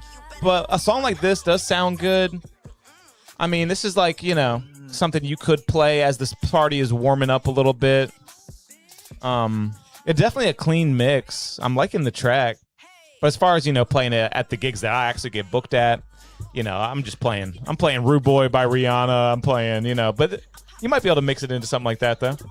Yeah, I mean, it depends. I don't know, because I have DJ experience, but I'm not a DJ to the capacity you are. That DJs like staples, clubs that are staples. Yeah, because I mean, you'll lose the crowd in an instant nowadays. You play one song they don't know, they're fucking out of there. Are you mixing in songs? This is a little bit off topic from this song specifically, but I have the platform to ask. Like, are you mixing in songs that are like TikTok trending songs? Yeah. Like, thinking about like kids that are in college or that are on vacation and like trying to get some of those songs that are like trending as TikTok dances, like that Meech, you know what song? I think Meek song. Actually, not that one. I haven't. I've never song? seen. Yeah, but never seen really that one get requested or demanded too much. But a lot of TikTok songs like "Beauty and a Beat" had this big moment. Everyone's still demanding that. That one goes well. But let's get back to the track though, real quick, because Miss Wallace, that was good. That really was clean and it had some mainstream appeal.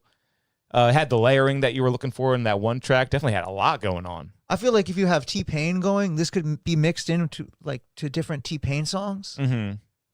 Maybe after a Buy You a Drink or something like that. No, like he has this one, like T-Pain for a while was doing like remixes of other people's songs. Mm-hmm. And, yeah. He had this one song like Booty. That was like a remix of someone else's song. I like his and I was mixes. like, that could go. I always like to think of like when you're trying to, because music is subjective. So when you're trying to like articulate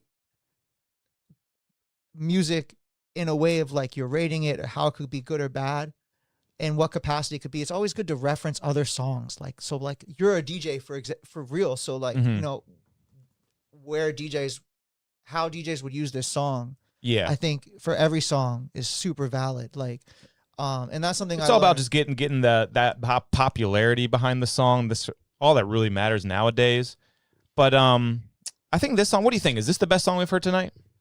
Or do you think it was the R&B jam? What do you think, Jay-Z?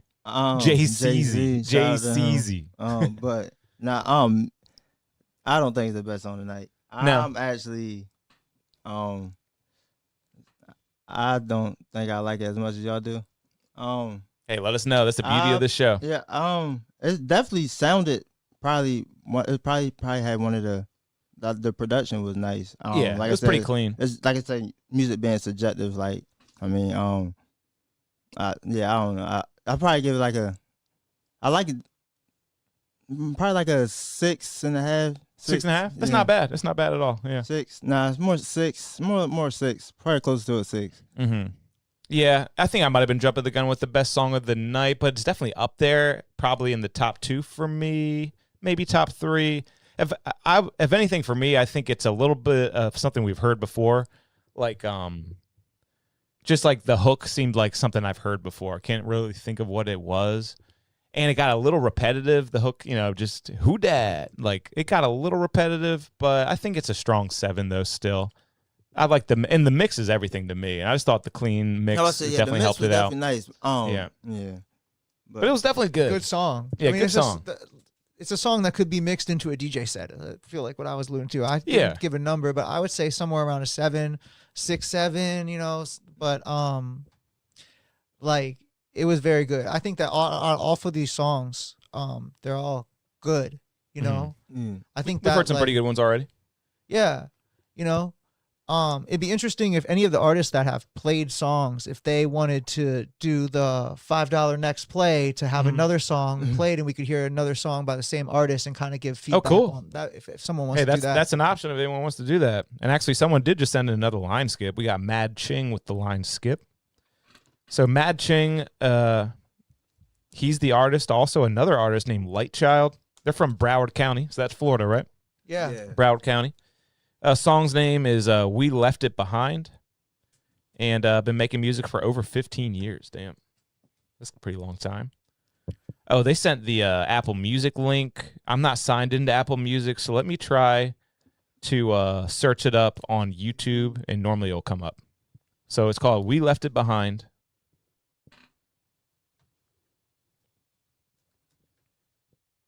By Mad Ching. Let me make sure I'm typing that in right. Oh, Mad with 2 Ds.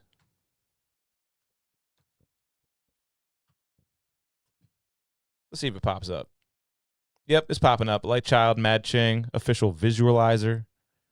Not quite a music video. Someone was asking if we do music videos earlier. Yes, we do. If you send in that link, we will play your music video. Mad Ching says he got the U87 mic. Oh, shit. So is this on a U87? Let's see if we can tell the difference. If you had produced that entire thing, then, I mean, that's would be mind-blowing, because that would was be, yeah. very well produced by AI. Yeah, no, AI fucking kills it every time. But I'll give him a 6.5. I was about to say, AI, I don't really feel like it adjusts my score. My score. But I was thinking 6 too. 6 still, Yeah. even with AI making that. I mean, that shit sounded. I mean, amazing. I was judging like his verse.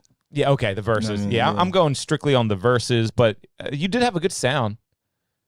Yeah, it might even be a 7. I might be getting a little jaded already in the episode, but I'll go 6.5. Yeah, but I do like the way your verse sounded, bro. Mad Ching. Sounds like you got pretty good chops with the recording, the mixing, the mastering. Not bad, man. Not bad at all. Just stop using that AI. All right. And add some auto tune, honestly. Even if the auto tune is not like all the way on the like retune speed as like 0, like T-Pain auto tune, you have it like laid back a little bit, and it's it just adds a little bit of a texture. Auto tune is really nice, even if you don't need it. Yeah, I'd be using Autotune a lot. I mean, all the clients love it too. I mean, they all love using Autotune. But yeah, that one might have helped with a little bit more. All right, so now no more line skips as of right now. You all can send in more, but now we're going in order. So we're back to the order of the email, and we're just going to give them a little bit of time. Looks like we got GDG Cap with a song called Life or Death. They're from Wilmington, Delaware, and they're 20 years old. They got a song called Life or Death. Let's check it out, see if we like it.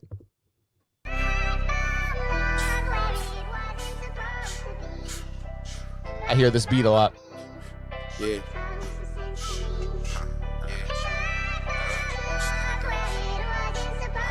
And Matt Ching said he was using minimal auto-tune.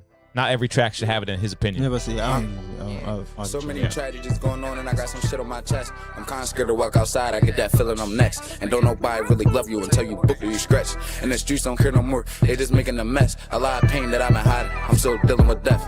Long little ghetto angels. So I'm still hurt that y'all left. I felt my heart breaking to pieces when they laid y'all to rest. Yeah. I try to talk to God every day, and I just pray to keep me safe. And I ask him for forgiveness while I'm out here chasing peace. Got a lot of background vocals on this one too. Don't let them take my life away. I feel like death around the corner, and that's some shit you can't escape. I know a couple niggas who died from. Those main vocals are a little dry. What do you think? He made it, he ain't get a chance to be great. I like the dry main vocal, but with like the auto-tuned background vocal that seems like a double, but it's like really like a re-performance. Okay. Like, I don't know if that's what they're doing on this, but like he's definitely rapping. What do you think about the rap itself, Jay? Feels like I got this shit on my arm. Yeah.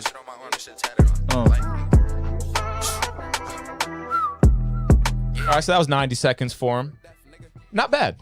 Not bad. This is where it gets kind of tough. Auto-tune right there. Yeah, a little bit of tune there. Real clean. You can definitely hear every word he's saying. I thought maybe at times that the main vocal was a little bit too high. Maybe you could turn that down just a little bit, as well as the background. Kind of turn them both down like a decibel or two. Let that beat kind of cover things up a little bit more. But maybe not. Maybe, you want to hear those bars at the same time. It's pretty good. If you like this type of rap, then you probably love this song. definitely an underground classic. Mm-hmm. I'll give this one a 7. I'm feeling it. I'm gonna give it a 7.5. 7.5. Hell yeah, he's liking it. He's liking it. Cool. JCZ, what do you think of that track? Yeah, that's all. About 7.5 too. 7. Nice. All right, let's pick up the pace a little bit. We're going to get through as many of these reviews as we can. We're just going to play a little bit. Unless you send a line skip, then we'll kind of play more of the song. Next one is I'm an independent artist from Tampa, Florida, interested in sending my music in. They got a song. They go by Loki Nietzsche. I got to let y'all see it just in case I'm butchering this. Spelled like that, though. Loki Nietzsche, I'll say. And they got a song called Get Some Money. And they maybe even like watch mix with the masters and pop some of the settings. Yeah, this sounds like it's got some fire plugins on it. Probably got God Particle on there somewhere. Some of the other classics. Like DJ KP, when you use autotune, like talk about how you use autotune. I'll be honest, guys. A lot of people use the latest Antares software, but I had that too at one time. But I've also shopped around with the other ones, and the one that I like and use the most often is Waves Tune Live. Yeah. Waves Tune Live, I think, has a great sound to it, and that's what I put on as far as autotune. And I try to keep the retune speed nice and natural, but sometimes the artists like that T-Pain kind of sound, and in which case I'll crank it up for them. It's really whatever the artist wants. But I like a retune speed of around, I do like 20, 40, and then the mix percentage all the way up to 100.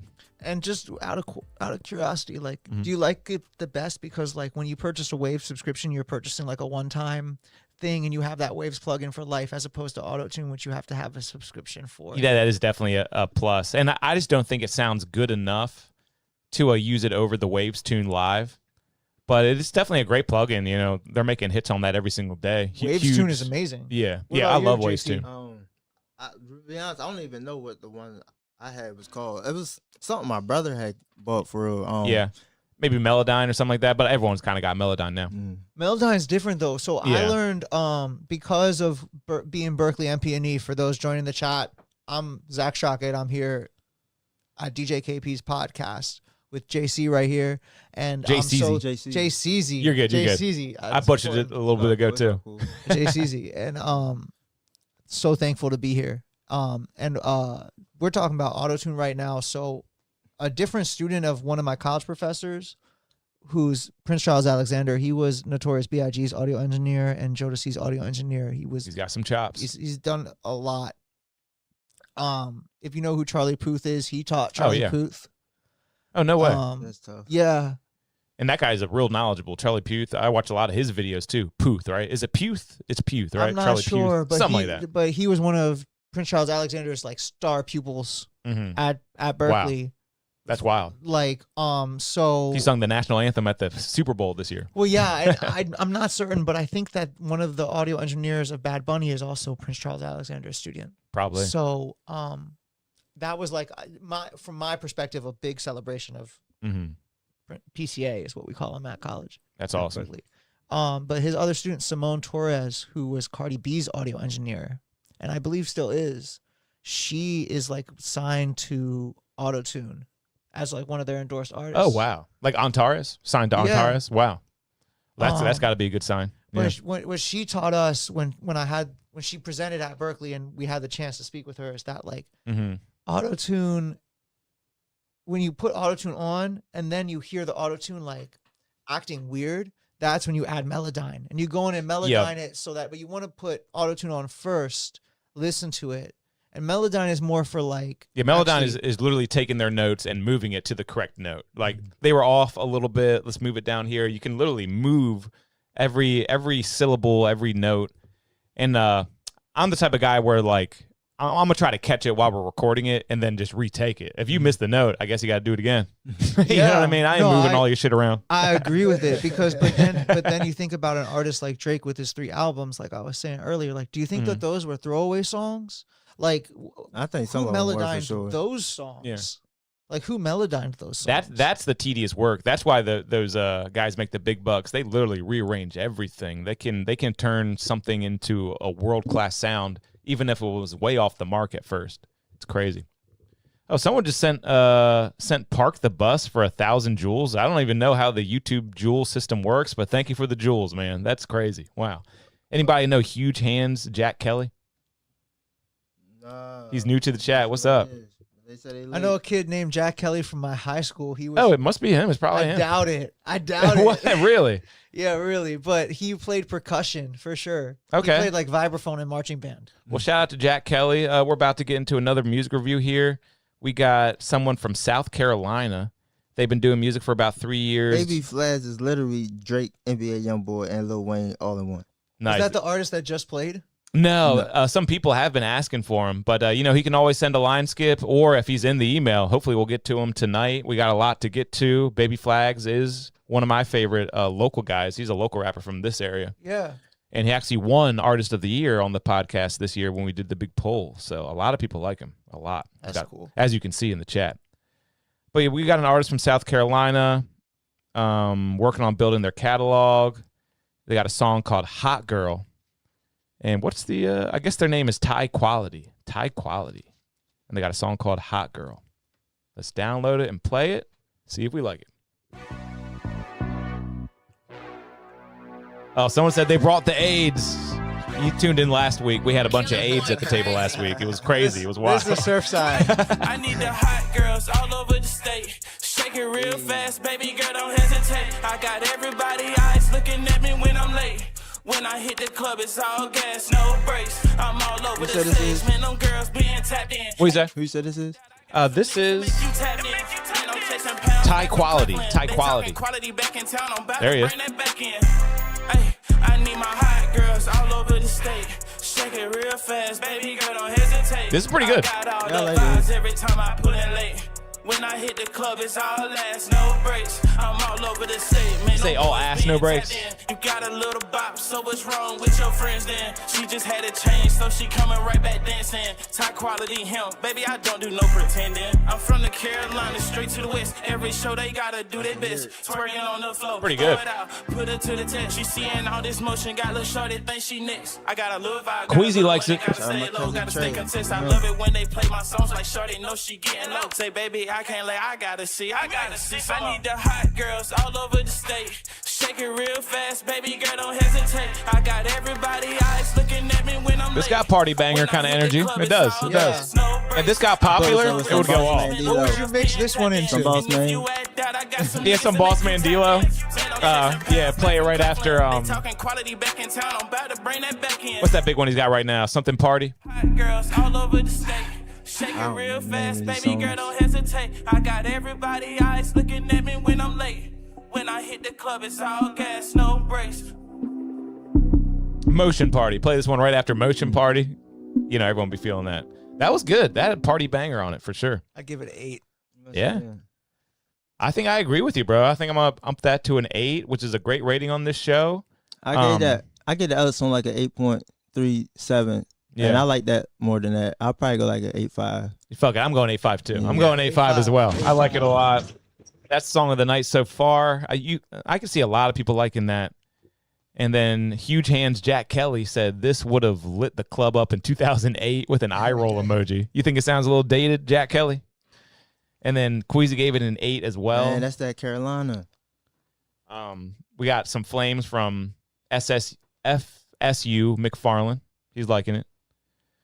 Yeah, 8.5 for me. What did you say, JCZ? Yeah, 8.5. 8.5? Let's go table 8.5, man. So we're all feeling that one. Y'all want some surf sides? I got some surf sides.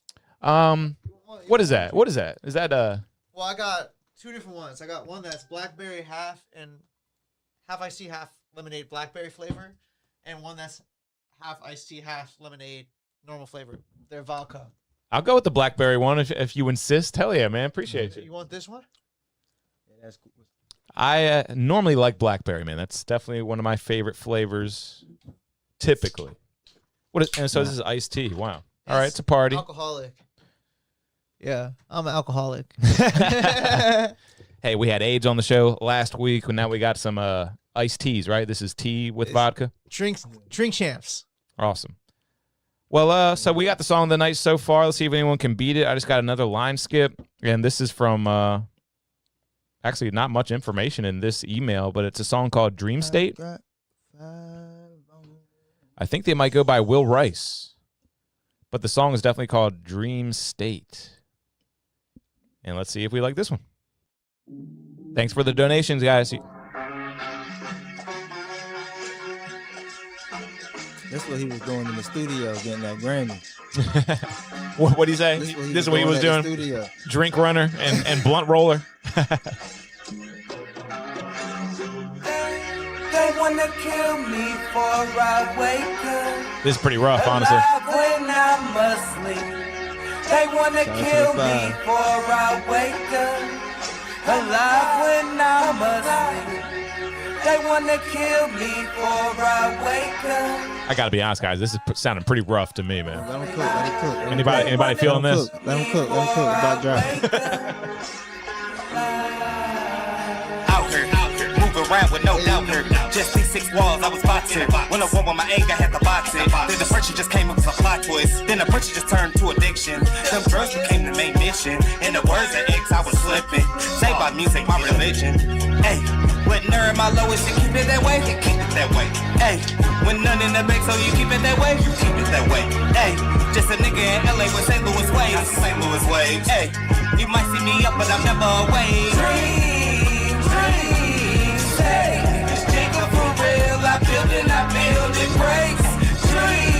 Oh, the artist name is Nuff. This is Nuff. This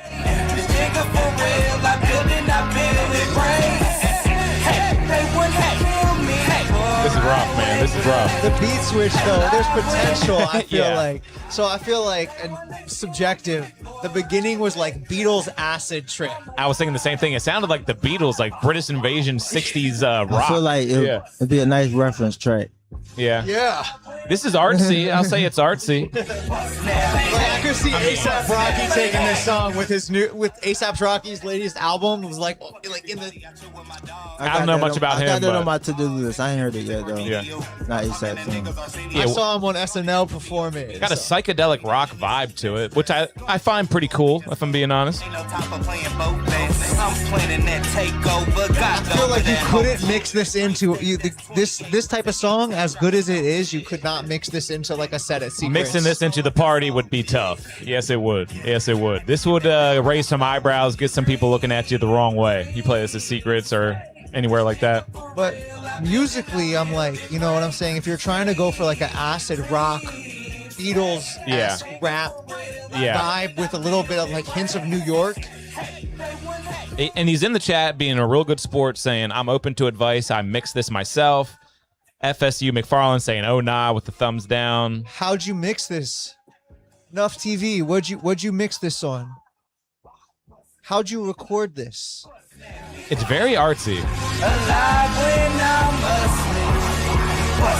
You know, I like your creative vision. It's just like, it's hard to pull this off from a mixing, mastering standpoint. It's hard to even give you pointers on what to do differently, but... Yeah, because I don't even know what to say. Yeah, this is like some physical abuse in the ear. I think I might have to play the sample here.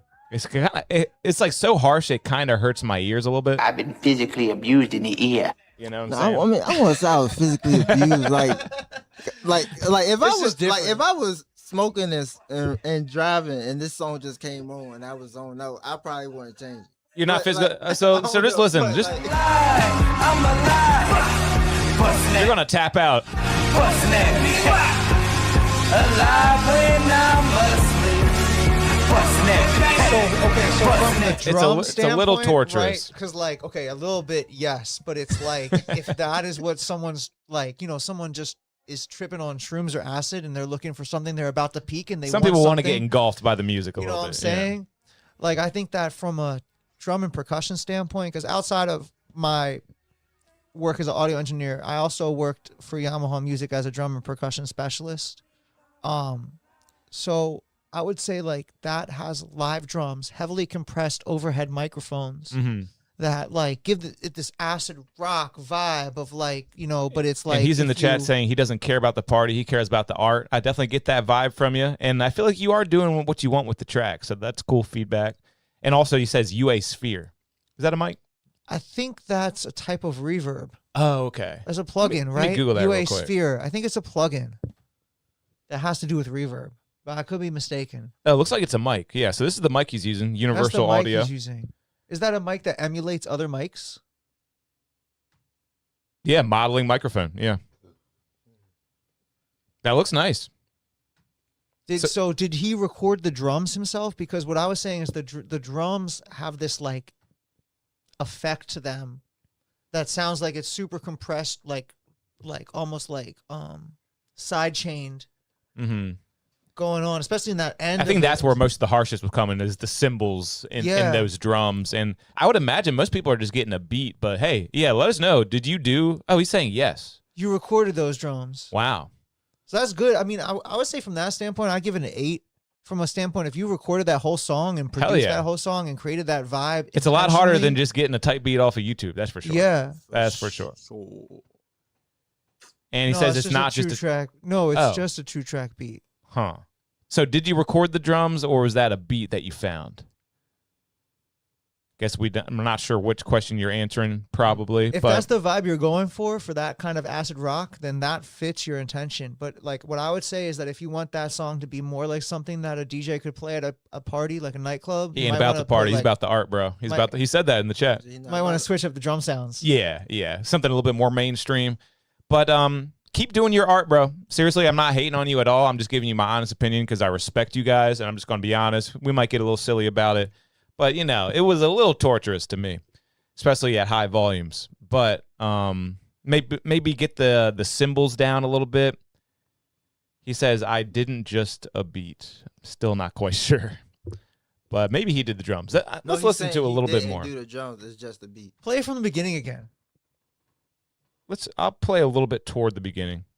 Yeah, I think he's saying I didn't do the drums. It's just the beat. Oh, okay. Yeah. Alive when I'm asleep. They wanna kill. Like, I don't even know where you find a beat like this because the beat sounds thin as well.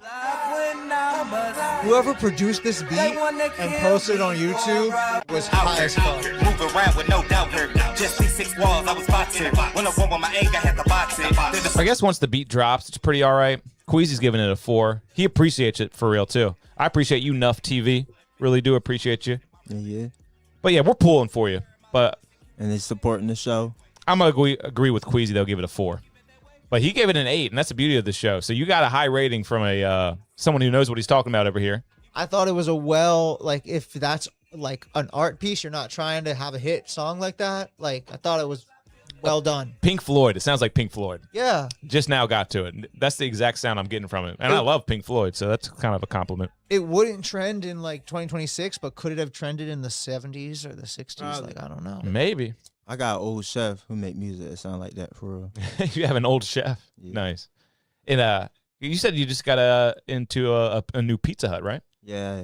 Hell yeah, man. It's in Cambridge. That's gonna do well for you. It's going on a year for real in September. Nice. Some people love the Hut still. You can't out Pizza the Hut, y'all. My mom worked at Pizza Hut.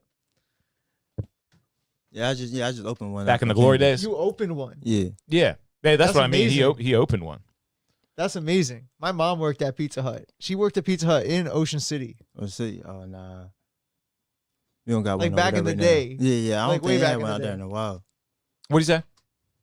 My mom worked at Pizza Hut. Back in the glory days with the red roof and the red cups and the salad bar and but back when Pizza Hut was she great. had this traumatic incident one time where she was like working really fast and she like grabbed the pizza out of the conveyor belt oven without like using one of the claws or whatever. Damn, she burned her hands. Yikes! Damn. So hopefully none of don't let that happen to your employees. Yeah. Hopefully. I don't know, but do you still have a conveyor belt onion? Oven? Mm-hmm. Yeah. Yeah, it's a double one. Really? Yeah. In Cambridge. Mm-hmm. What's the move right now at Pizza Hut? Like, if you were to suggest like something for stuffed crust all day, meat lovers, stuffed crust, something like that. But they got some throwback stuff that's about to start this month. They got the It's all about the franchise. Hmm? Is it franchise? Is it? Yeah. Yeah. So like, do you have like the family box? Isn't that we still got the big dinner box. It don't come big in dinner box. It don't come in the box no more. It's separated, but we still got it. Yeah. And they got another one that's like the Ultimate Hut bundle that's like that, but it's like upgraded for a couple more dollars. And that's in Cambridge? Mm-hmm. Guys, Cambridge, Maryland. If you're hungry tonight, make sure you go to Pizza Hut. Support him. All right, this next song is by a guy named Booski, and S is a $ instead of an S. And this is actually on SoundCloud. We'll listen to it for a little bit. That's a really muddy vocal. Put your shit, you better watch the back door. No one gets slimy, what the fuck would you lack for? Big dick shit, tryna fuck the fat Joe. Counting my money is taking me mad long. I be too high off the trash. Wake up in the morning, first thing I do, take a sip. Drink 2 cut waters, I be too lit. I'm Shout out to Cutwater. Run through my body real fast, I gotta take piss. Yo, she wanna take pics. My hoe, she wanna take trips. Said that she love me to death on FaceTime, bro. This one's like not quite my style. What do y'all think? This is what you call the trenches. Trenches? Yeah. I'm not into that. I'm not into the trenches, if y'all can imagine. I know some Trenches music. Yeah. That sound good. And I like this artist too. He has songs that I do like. Just this one is not for me. I've heard of Booski. Actually, I got a song with Booski, yeah. Something about the sound that I'm not agreeing with it. Right now. Oh yeah, let me turn it up for you. She eating me yelling spaghetti. Always on go, I'm ready. Got a bust down, but I want a new plane, Jane Prezi. Shit on my neck and be head, try to reach it, get deadly. Might catch a little felony. Double cup codeine, that's my remedy. Driving that fast shit, can't get in front of me. Clip long centerpiece, smoke him like ketamine. Smoke him like big blunt. Caught him by surprise, he can't run. I'll give him a 5 though. It's not like I hate it, but this one's not quite for me. Yeah. Probably not his target audience. Yeah. I'll give him a 7 because he had that line about codeine, and then he had that line about ketamine, and I was like, damn, that hit deep. Zach, you know Zach I don't parties. do ketamine like that. You know what I'm saying? shit. Shout out my brother. Zach definitely parties. All right, let's keep it moving. I don't think we got another line skip, but if anyone wants to skip the line, there's a way to do it. I got 5 on it. That's right. Oh, yeah, I need to add that to the fucking promo. Put 5 on it. That's only for the big ballers. Only for the big ballers. All right, so we're in order still. Let's see what this is here. The second single off the upcoming album by F.U. Oh, F.U. I remember him. So he spells his name E-F-F-Y-O-O. That's F.U. And producer Kelsey. And the song is titled Weather. And they dropped the cover, too. So it does have album artwork. They're letting us see that. Weather the Storm. Oh. Weather the Storm. Oh, my bad. Weather Storm. You ever heard of the band Weather Storm? No, I have not. Weather Storm, legendary funk band. One of the greatest bands. I like funk. I gotta check them out then. I like bands like War and stuff. The Weather Report. Weather Report. Yeah, they're one of the greatest funk bands of all time. I don't know if funk is the right genre to. I might be. Oh yeah, I should have put band. Oh yeah, they look like a funk band from about the 70s. Yeah. I like that kind of stuff. I like War. You know the band War? I like them. I'm going to check them out at some point. But we do have Weather the Storm by F.U. And where are you from again, bro? You got to let us know. Oh, he's from Queens. I think he's a New York rapper from Queens. Let's check out Weather the Storm. Episode 174. We got Zack Shocket at the table. We got Jay Seaszy. We're having a good time. We're drinking some Surfsides, compliments of Zack Shocket. Tyrannical, Tyrion Lannister, young Hannibal, stomping on the track on woolly mammoths and wild. It sounds like some New York rap, doesn't it? Teeth, my vernacular pearl handle. Every single valve from my mandible, Roman candles. Blase blah, your squad lacks gravitas. My squad ran the yard in polo socks and Adidas. The same room I played Super Mario 3, I was bubbling back. Someone from Hawaii's in the chat saying aloha. What's up? Now that's a factory. Mama perdóname. GT performer rise to the store to coordinate. I'm indifferent to whatever these kids spitting. My signature fulfills pensive prescriptions. My pen different. Sending shots to your address and residence. So when you mention F, you address me with reverence. My message is mescaline. I kind of like this. Not normally my style. This is kind of smooth. It has like a Fat Joe, Big Pun-esque type of old school New York rap. Yeah. You like F.U.?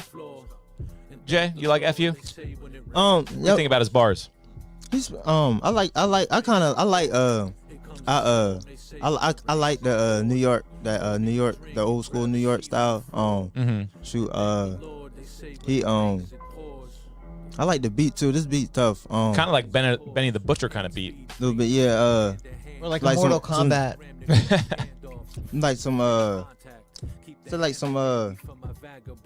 Ari the Rugged Man. Not familiar. What's his name? Can't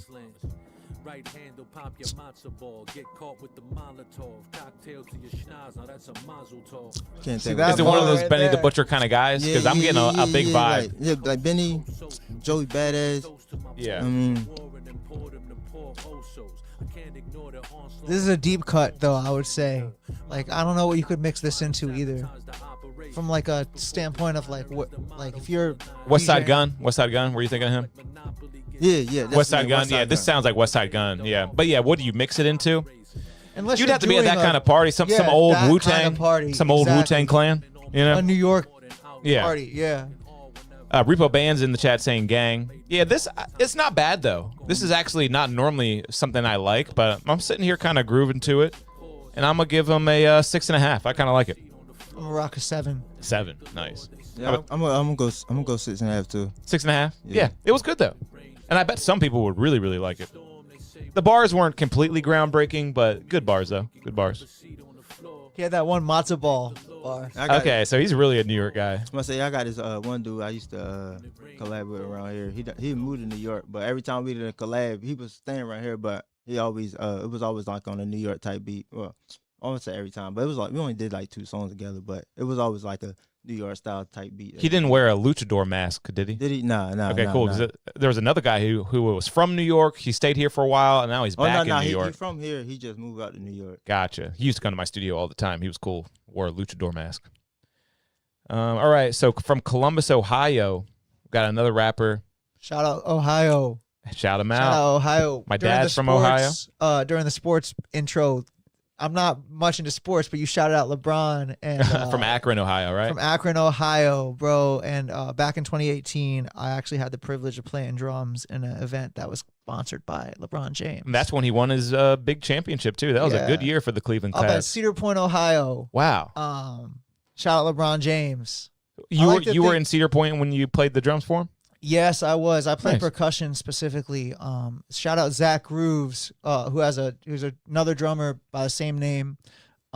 We had 2 drummers in our band, and we shared the same name, coincidentally. Nice, 2 Zacks. And he is about to release a new album with his band, Everything Yes. Nice. Hey, tell him to tune in and send something into the email. That'd be great. Yeah. And speaking of It's Ohio, jazz music though. Oh, It's actually, jazz music. Actually, it says he's from Ohio, Columbus, Ohio, but now he lives in Sacramento, California. And his name is Hella Greeno. Kind of sounds like Pellegrino, but it's Hella Greeno. And he's got a song called Go With The Flow. Let's see if we like it at all. We'll give him a quick listen. Nice kind of squashed vocal. Sounds good, though. I'll give him a straight, I'll go 7.5. I'm enjoying that song, you know? Sometimes I get a little too critical. I'm like, I'm liking it. 7.5. What do you think? So I feel like if I was to stumble across this song on my own, it's a little bit of a song that's older than I am. From that perspective where like, I don't know if I would vibe with the song. But then from that standpoint of that other song that was like that acid rock song, I gave it like an 8. I would say at that point, like if this is the intention of the song to be this vibe, If it's not your style, it's not your style. I would give it a 6 or a 7, but I was thinking maybe like a 4 from that standpoint. But it's like a Elzai song, like vibe to it, where it's like old school rap. Repo gave it a 6. Like, definitely an older cat. Yeah, older than us. Yeah. I like it though. I like this sound. It's smooth. I mean, it's cool. I'll probably go like 6.5. FSU McFarland gave it a 6.5. Yeah. Is that what you're saying? 6.5? Yeah, 6.5. Yeah, I'm gonna go 7.5. Tell how far I'll be from this mic. You're good. Yeah, I'll go 7.5. I like your sound, bro. Keep sending it into the show. That's good stuff. Long song too. Still going. I would check out for that artist. I would check out Elzhi. It's spelled Elzhi. It's an artist that, like, you know, I want to say from Detroit, old school cat, but has done records with Chris Dave, the drummer, and Chris Dave is the drummer for Robert Glasper, and Erykah Badu, and so if that's the vibe, like I would say that Elzhi is a good reference for that because it fits in that. Like if you were to say for that song, what would you play it in a DJ set? I would say I'd play that with some Elzhi. Nice. Yeah, look it up. But you couldn't play Elzhi at like Secrets. Like you'd have to be in some sort of like rap event. Yeah. Yeah. Of people that can appreciate that are like, you know. Yeah, every song needs its place and its crowd. You know what I mean? Well produced song. So this next artist is Will C from Sumter County, Alabama. Been doing music for a few years, but I'm going to be consistent this time. So, all right, he's really going to go after it now. That sound like me. Me too. He's really going to do it. Best advice is get a savings account, bro. Start saving up, because for music you got to have some money to back it. Yeah, you do. And I don't know. I look, when I was making music, I got more people ask me about music. Just walking up to me asking me like, am I still making music? Than they was asking me about my music when I was making music. So I had somebody walking my Pizza Hut the other day talking about, man, you go Bennett? And I was like, nah. He was like, man, you like this rapper I know. And was it you? Was it you? It was me. Well, that's cool then. Yeah.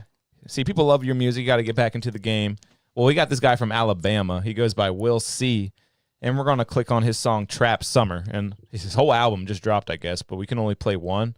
So this is the title track with the most views. So I guess we got to check out Trap Summer. And it looks like it's from a project called Iceberg Effect.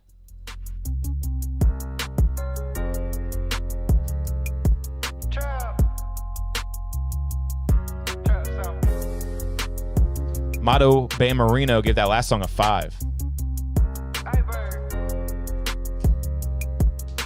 Smooth beat. It's a trap summer, running up the racks, nigga. I might serve your gumbo. Pocket day on Dumbo, trapping out the bando. It's just me and one more, breaking down them bills, make it smell like a skunk hoe. It's a trap summer, running up the racks, nigga. I might serve your gumbo. Pocket day on Dumbo, trapping out the bando. I'm not in love with the voice. The voice is all right, but I'm not in love with it. Tell me what you need, I have peas at your front door. I got screwed with gumbo, hairs on July. Though you ever seen 50 bills, you better lock the back. The verse sounds better. Sounds like Guapo? Yeah. I can call my vato and tell him I need blocks, bro. Trapping on the back street, laughs like an athlete. Jigging 400 like a nigga on the track me. Money, it attracts me, it always keep me happy. I like the verse better than the hook. Yeah. I think the verse was definitely Pocket day on Dumbo. But it's kind of grown on me.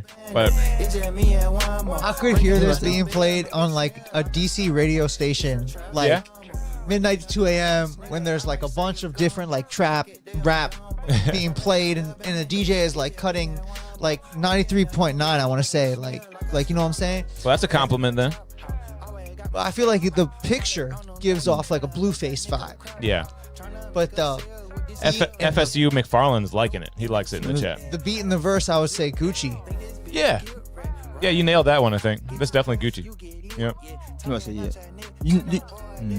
Repo Bands gave it a 6.5. It's growing on me, I will say that. At first, I'd be like, I wouldn't show this to my friends if I was listening. You know what I mean? I would feel like almost embarrassed listening to this in my car. I like it. But it just kind of depends on the vibe I'm going for that time. If you were meeting a girl for the first time, first date, and she got in your car and this came on, would you turn it up or would you change the song? I would think this is Gucci though. That's the thing. Well, that's good then. That's like good. I'm questioning right now. Like, is this really Iceberg Effect, or is that like, like? How old are you? One of the songs. I'm 30. Okay, yeah. You almost seem a little bit younger than that. Yeah, I definitely thought she was younger than that. You got a youthful vibrance to you. For sure. But 30 is still very young. Yeah, you know? yeah. That sounds like I'm not. Gucci. Play that again. That's what I'm saying. Like, was that really the artist? Give us your rating on that. It seems like you like that one. You like that one? You feeling that? I like Gucci. I mean, that also had like hints of Jeezy to me. Okay. Like it reminded me of this one song that's like By a Bank. You want to play that song? Oh no. Can we play major label music songs? We could play like a little snippet of it or something. It had like a I think it's by Jeezy. Buy a Bank by Jeezy. Buy a Bank. Yeah, the beat was very similar. It's not the exact same song. But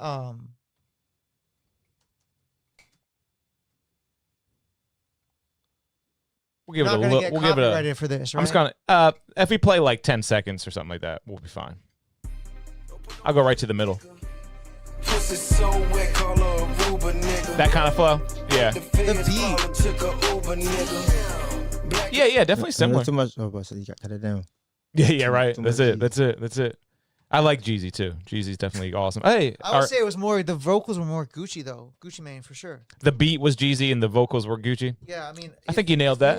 Still going with Guapo. He from Atlanta. The dude I'm talking about, Guapo. He from Atlanta too, but he sound more like him to me than them other two. Nice. Guapo. Named Guapo. Yeah, he used to rap with Travis Porter back in the day. I know Travis Porter, not personally, but I know who that is. Yeah, I mean he's. I seen him. I seen him when they came to UMS. And Out there looking for the graves. They just came to the Civic Center this year too. Travis Porter and Waka Flocka Flame. All right, so remember we were talking about Baby Flags earlier? Mm-hmm. He next. Yeah. He's the next guy. So this is Baby Flags. He's got some fans in the chat. I don't know if they're still rocking with us. They might have gotten impatient. We weren't playing enough flags. But this song is called Gangsta Chit. So not shit. It's with a CH. Chit. And it's on YouTube. So if you like it, go find it. Oh, shit. I'm playing 2 songs. That's my bad because I requested that. Oh, no, you're good. I thought I clicked out of it. That's a good song. That's a good album by Jeezy. That was like a 2020 album. Jeezy the man. Unpopular opinion? Yeah. Don't listen to Jeezy like that. Nah. You don't like Jeezy? I'm not saying I don't like him. I just don't listen to him like that. Yeah. That's just a couple songs. He's not like regular in my playlist. Mm-hmm. He's a legend. All right, let's check out Baby Flag. For sure. Gangsta Chit. I love that song. Yeah. I love it by Jeezy. That's my jam right there. Yeah. Bitch, stop all that flash. You ain't with the shit. You know me as Baby. I come through, I finna spray blitz. Watch me shoot the blitz. Shoot it till it's empty. Sound like Skrilla. Watch me shoot the bitch. Shoot it till there's no one left. Who the best? They know it's Baby. Y'all ain't gotta guess. Yeah, no, I shoot that bitch and watch him do the rest. I just put that bitch to rest. Watch me beat this block again. Beat down your block, you know it's Baby. I go crazy, shoot that bitch and I don't stop. These niggas act like they won't pop, huh? Acting like they hot, shit. Bitch, they as hot as me, it's Baby. I pop out, they know what's up, bitch. I'm the biggest. Yeah, I hear them talking down, but it be cat when they be talking on me. Fuck it, I got 50 shit. Hit it, they be cat, but it be cat when they be talking on me. Fuck 'em, I said fuck my homie. I just might go shoot my homie. Yeah, don't care if he blood, fuck it. I hang with some bloods, but I still got that GC love, bitch, I'm a gangster crip. Niggas wanna be like Baby, they be mad cause they won't bang the shit. Yeah, claiming it. I said fuck who claiming it. I bang this shit forever, can't nobody say stop claiming it. Bitches, Baby, yeah, I be on my gangster shit. My mama banged the 3 for sure, you know she on her gangster shit. Claiming it. I said fuck who claiming it. I bang this shit forever, can't nobody. What do y'all think of Baby Flags? So I thought that was a good song. Like, the hype of the comments in the chat was like, this is like the Drake. Just go back up to like what they said. Yeah. And I want to know the context to like why. Or I don't know because if I'll be able to find it. They really fuck with Baby Flash around here. They do. He gets a lot of okay, yeah. Someone right here saying Baby Flags new album just dropped. I don't think so. I don't think he's a college boy. No, I don't think so. Well, he's from Salisbury. Yeah, for sure. Yep, he is. He's from the streets. He's from the streets. Huh? Not the university. I've recorded him before. Yeah. Yep. Honestly, this might be one of mine, but I don't think it is. But I record so much. So much stuff. So much. He don't even. Yeah, yeah. But I don't think this is one he did here because there's a bunch of great studios in Salisbury. I think he goes to Quality Interventions. He goes to me. He might go to Bob Gnarly a few times, and then the place in Cambridge. See, I don't know studios like that out here on the peninsula, to be honest with you. Like, yep. But I respect the streets. I respect the trenches. So, I would give that 8.5. He's liking it. That's the stamp of approval from Zack right there. I'm going to give him a straight 7, which is a great rating tonight. Yeah, that's probably what I was going like a 7. Yeah. 7. But if I recorded it, it's a 10. It's a 10 if I recorded it. You know about recording? Well, I don't even know you recorded, but that one song I done sent you before, from Tay Tay. The first when she first sent me that song, it was forward from your email. So I don't know. Maybe it was me. Honestly, that's another one. I remember recording Tay Tay's a lot. Tay Tay's a great artist. But yeah, who knows, man? I'd be like going to hear senile. more music from that artist. You know what I'm saying? I support local artists, especially. Hey, look up Baby Flags, man. Look up Baby Flags. He's easy to find. Yeah, I still got some music out here too. It ain't new, but it's out there. So, do you think that you've made more money with Pizza Hut? Oh, definitely for sure. That's why I stopped rapping. Yeah, for sure. Start pizza in that hut, man. You know, and that's the thing. Like, you know what I'm saying? Shout out, I Chad. If bills, anyone, man. if anyone doesn't know, That's this. legit, dude. Pizza Hut. Shout out to you. I think that deserves a big bomb, I believe. Yeah. The music industry is cutthroat, you know what I'm saying? Yeah. Like, you know, your average person gets exploited in ways that, like, if it was the restaurant industry or any other industry, like, they would not be able to have that kind of labor practices. Like, you know what I'm saying? Like, I have this Grammy participation certificate. If we could put this back on. Oh here. yeah, we can't share that enough, honestly. Shout out. For anyone that doesn't understand, like, I had to pay money. I had to apply for this from the Recording Academy and show them proof that I worked on the song and pay money to purchase this certificate, right? And I actually paid more money to purchase this certificate than I got paid to work on this song. So the music industry is super exploitive. And that's why, like, you know, Jay Seaszy over here, he's just said he has made more money as a franchise owner from Pizza Hut than in his music career. And I'm saying that I've made more money as a server in a restaurant, in any restaurant, than I made working on this song specifically. But you know what? I Especially fought trying for to be my an credits, artist and is I tough. got this certificate from it because I really worked on this song as an assistant engineer. Laugh Now Cry Later. That one got a bunch of requests back in its time. Not so much anymore, but I wouldn't be shocked if someone said, "Hey man, play Laugh Now Cry Later," because it was really popular. Yeah, well, you know, you would think though that an artist or an audio engineer or anybody that worked on that song would make a couple $1,000s. You would know what I'm saying? think, I got right? paid $120 for that song, for 120? that session. I Yeah. was working with Lil Durk every single day, Yeah, so I was and getting no paid about residuals either, 'cause $120 a day, no residuals. A few work for hire. residuals might be nice. Speaking of residuals, yeah. my this girl that worked for me at Pizza Hut, she said that she wrote songs for Chris Brown, and she Damn. said that, but she said It's that rough she out didn't here. really get that much money from that either. No. Yeah. Man, because you hear weird stories. Like, you remember that song "See You Again" with Wiz Khalifa? Yeah, They but say that Charlie Puth was that. On that they song. say that had like 8 background singers for, like, you know, the singing part, and each one of them made like over $100,000 just from residuals. You know, just the background. That's mind singers. blowing. I didn't know that. Yeah, or I heard something like that. I believe you never you. know what's true, but I No, heard I saw that believe somewhere. You. I believe you because, like I said, one of the people I learned vocal production from was Simone Torres, and she's Cardi B's audio engineer, and she sings on a lot of songs that you would never know she sang on. But because she vocal produced the song, she put her own vocals in the background, and she negotiates residuals. So That's where the money is if you can get a good deal on those. but you know what I'm saying? Any The up and coming royalties. audio engineer that's interning at a studio, working as a foodie runner, working your way up to assistant audio engineer, what have you, get an entertainment lawyer. Yeah, and that's probably not cheap either.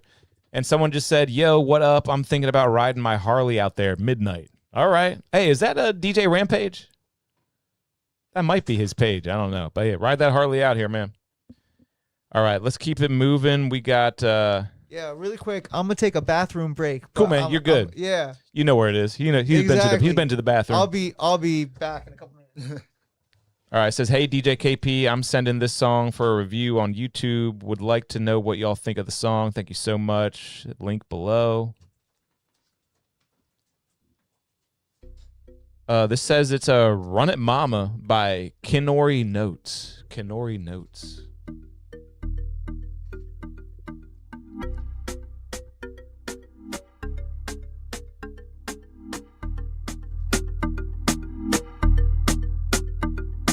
Yeah, okay, that's Rampage. What's up, Rampage? That's what's gonna make you nervous. Run it, mama.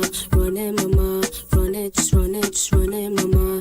Little over your body. How do you get vocals to sound like this? Candy, a little too turned off that brandy. Gotcha, essentially Do you put the microphone in a glass jar? Like, that's almost like... You be at all the parties. Girl, you stay wavy so gnarly. I bet I can get you so horny. Yeah. This ain't quite it. It's a little dry. It's a little awkward. Some parts were a little off key. That could just be in the EQ. Yeah, it could be. Yeah. That's a weird effect I'm hearing. I don't even know how to get vocals to sound like that. Yeah, it's real soul. You came in here looking perfect. That's why all these niggas so thirsty. With an iPhone mic, someone just said. I was just about to say, it could be the microphone. Yeah, it could be a phone. But yeah, listen to this one, bro. Confidence ain't got no stopping. What does that sound like to you? AI. No, that ain't. AI sound good. This don't sound good. Not gonna disrespect AI like that. Yeah. That's Suno. That ain't no Suno. Isn't that a? It sounds like the microphone's like in a glass jar or something. Like. Be bothered unless you got something to offer. She only be fucking with ballers. Could have been someone recorded on an iPhone. Maybe iPhone. Someone said that. Yep, someone said that. Came in here with your girlfriend. I would say AI. If that other one that sounded like Friday was AI, this AI. Yeah, and like off key, off key. Who is this? Kanori Notes. She should have stayed at that last note. If this is not AI, now I feel like you could drop that Bobby Boucher. That Bobby Boucher. This is physically abusing your ears. If this is not AI, I apologize. But I'm just. I was vibing at the beginning. Now I'm not thinking sure. it's not AI. And Like I'm that's sorry. the song has continued. Like I was vibing the song. I just When she really starts to sing, that's when she really kind of exposes herself. And no. I think she could kept singing. She was singing at the beginning. She could have kept singing like that. Repo Bands gave it a 3. I feel like that song could have potentially been AI, like, but also like as it progressed in the song, I was like, AI sounds good. That is no AI, but I think it has potential though. Yeah, I like the style. I like the song. I just didn't like the sound. Yeah. And like you got to know like what your limits are as an artist, right? She should have known I can't sing this part, or I got to try to sing And it that's in like why a lower I octave started or using something. AI because like that sounds way better than mine. that's what I'm saying. Like if I was to go on Suno, But like the I mean, AI app, I ain't Chris like, Brown. I can't do it. Jack Kelly said, I did win think the best singer talent in is 7th there. grade though. What'd you say? I won best singer in 7th grade. What the and fuck? I stand on it. And then all went downhill from there, huh? From seventh grade. I had puberty. Yeah. Oh my God, that was it. He had a beautiful voice before it changed. Jack Kelly said, I think the talent is there, just needs more work and production. Definitely not AI. Probably like a vocal coach. Would be impeccable, and that wasn't it. DJ Rampage says, need a beach day that involves motorcycles. He's all about his motorcycle tonight. Get the Harley out, bro. I can tell you want to. Break it out. All right, so yeah, I'm going to give that one a 4, just because it did kind of sound bad. Yeah. I wanted to like it too. I like the artist. I was at the beginning. I was more towards a 5, but the turn up part turned me off. I probably go down like how dare you, like a 4. How dare you, JCZ.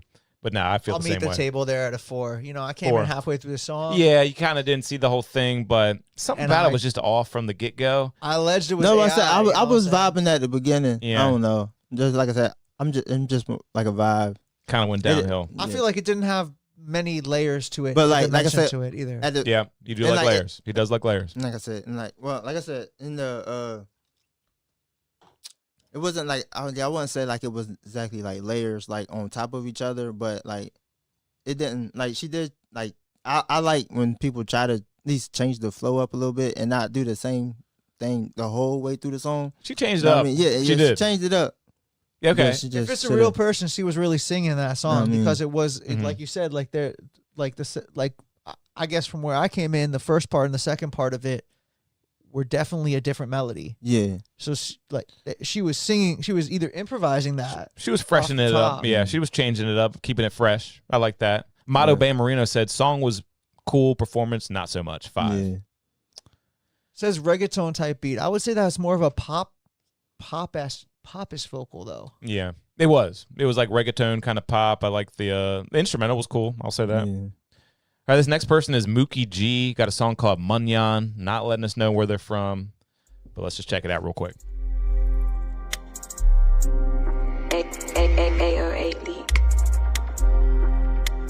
They all say Munyan now. It's been going on for like a few years now. I think that was Castanet. Was it? I think so.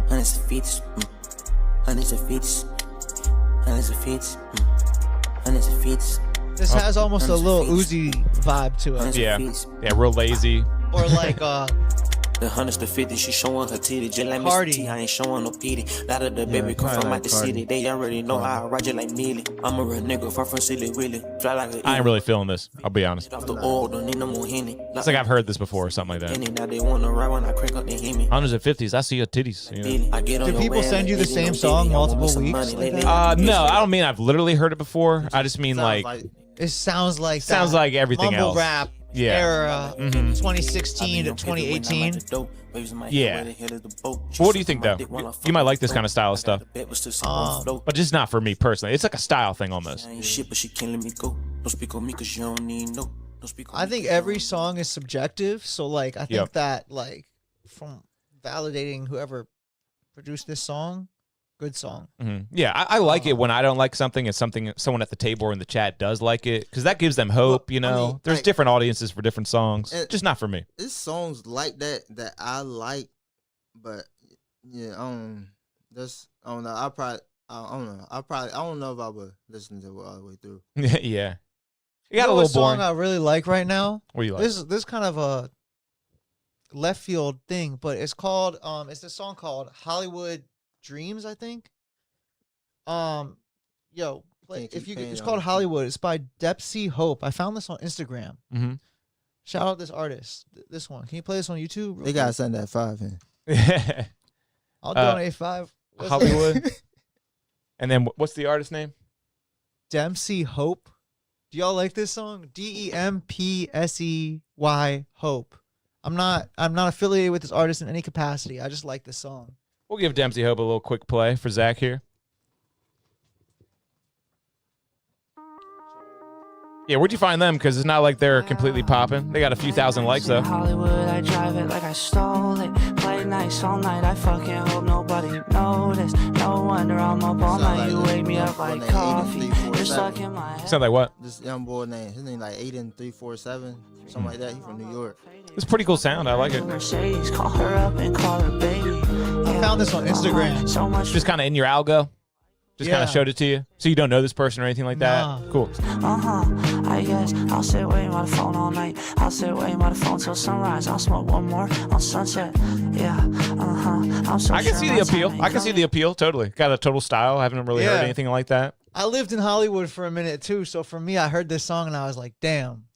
That, like, you know. When did you live in Hollywood? I lived in Hollywood from 2021 to 2022. Damn, man. Zach's been out here doing it, people. I lived in the same building that Rick James died in, believe it or not. No way. And I swear to God, I interacted with Rick James' ghost. Whoa. I swear to God. Was he doing super freaky things to you? No, but that was a different time in my life. Was he giving it to you? No, I was definitely sipping lean back then. So, like, you know, was it Rick James' ghost? Was it? That was the lean talking, bro. I think it was Rick James' ghost. But that'd be awesome, though. Simone said, "I'm Rick James, bitch," and slapped you across the face. No, I just felt like it was Rick James' ghost. Like I was just like, looking back at it in the moment, I was like, what is this that I'm interacting with? And some Rick James energy in that room. I mean, he died in the building, and you were living there. He died in that building. That's awesome. That apartment complex is where Raven Simone and Orlando Brown formed That's So Raven. So they had this in Hollywood Hills where I lived. This apartment community had like its own corner store. And they had like their pictures from when they were kids on the wall of the corner store. It was like That's So Raven. Yeah, Toluca Hills. Shout out Toluca Hills. Nice. That's awesome. Now living in Hollywood must be awesome, man. That's when I worked for Yamaha Music as a drum and percussion specialist, which is different than when I worked as an audio engineer, intern, and food runner and assistant in Atlanta. Two different sides of it. You know, I for chat probably doesn't know this. I don't know if you know this, DGKP, but outside of working on Laugh Now, Cry Later, I worked closely with a lot of different people like Lil Baby, King Von, Young Thug. I worked some Young Dolph sessions. Damn. I worked some Peasy sessions. Like I worked with a lot of different people. Polo G, Sway Lee. Like with the artist in the room recording, or just like mixing and mastering with the engineer? Like for the studio, for the artist, in different capacities. From everything from being an intern food runner to being an assistant to I actually recorded vocals of King Von. Yeah. So Wow. I've operated Pro Tools as a Pro Tools operator for King Von. So two artists who are no longer with us too. You say Young Dolph and King Von? Young Dolph, I was an intern for a session. Yeah. And he was was he recording at the time, capacity. or was it just mixing and mastering for the Young Dolph? Honestly, that session was at Astro Studio, so I was locked in the kitchen. Like I maybe baked some cookies. You know what I'm saying? Like, he was there though. That was Metro Boomin Studio, so that was like different layers to it. Mhm. So you know, the artist that was audio engineering him was probably Peasy. Yeah. Who was one of the on-call engineers for the studio. I believe it could have been like No Credit Kevin Spencer, who was Wale's audio engineer for a long time. Oh wow. It could have been Isaiah Brown, who mixed Lil Baby's album and who worked with many different people, including Sean Penn, famous songwriter, Sean Penn. And so a little bit more foggy memories from Astro Studios, to be honest. Yeah. What was your who was the better experience doing the King Von stuff or the Young Dolph stuff? You know, I like to tell this to everyone. So I had a very unique perspective on King Von because I met him in a recording studio where I was literally working for the studio. So and he loved being in the studio. So I saw like the most authentic, realist, human version of him. Like when you Google King Von, for especially people that don't know anything about rap music or Chicago, BDs, anything about serial killer. Yeah, the first thing you see when you Google him is that he was a serial killer, and that's like, that doesn't. He was a human being, who happened to kill a whole lot. I don't know. I don't know anything. I'm just making a joke. He definitely was responsible for different things in Chicago that, to a capacity that are outside of my knowledge. Did he go on a killing spree? I don't know about that because then you have to ask the question, because like I'm a conspiracy theorist. Like after he passed away, were things blamed on him? Like potentially.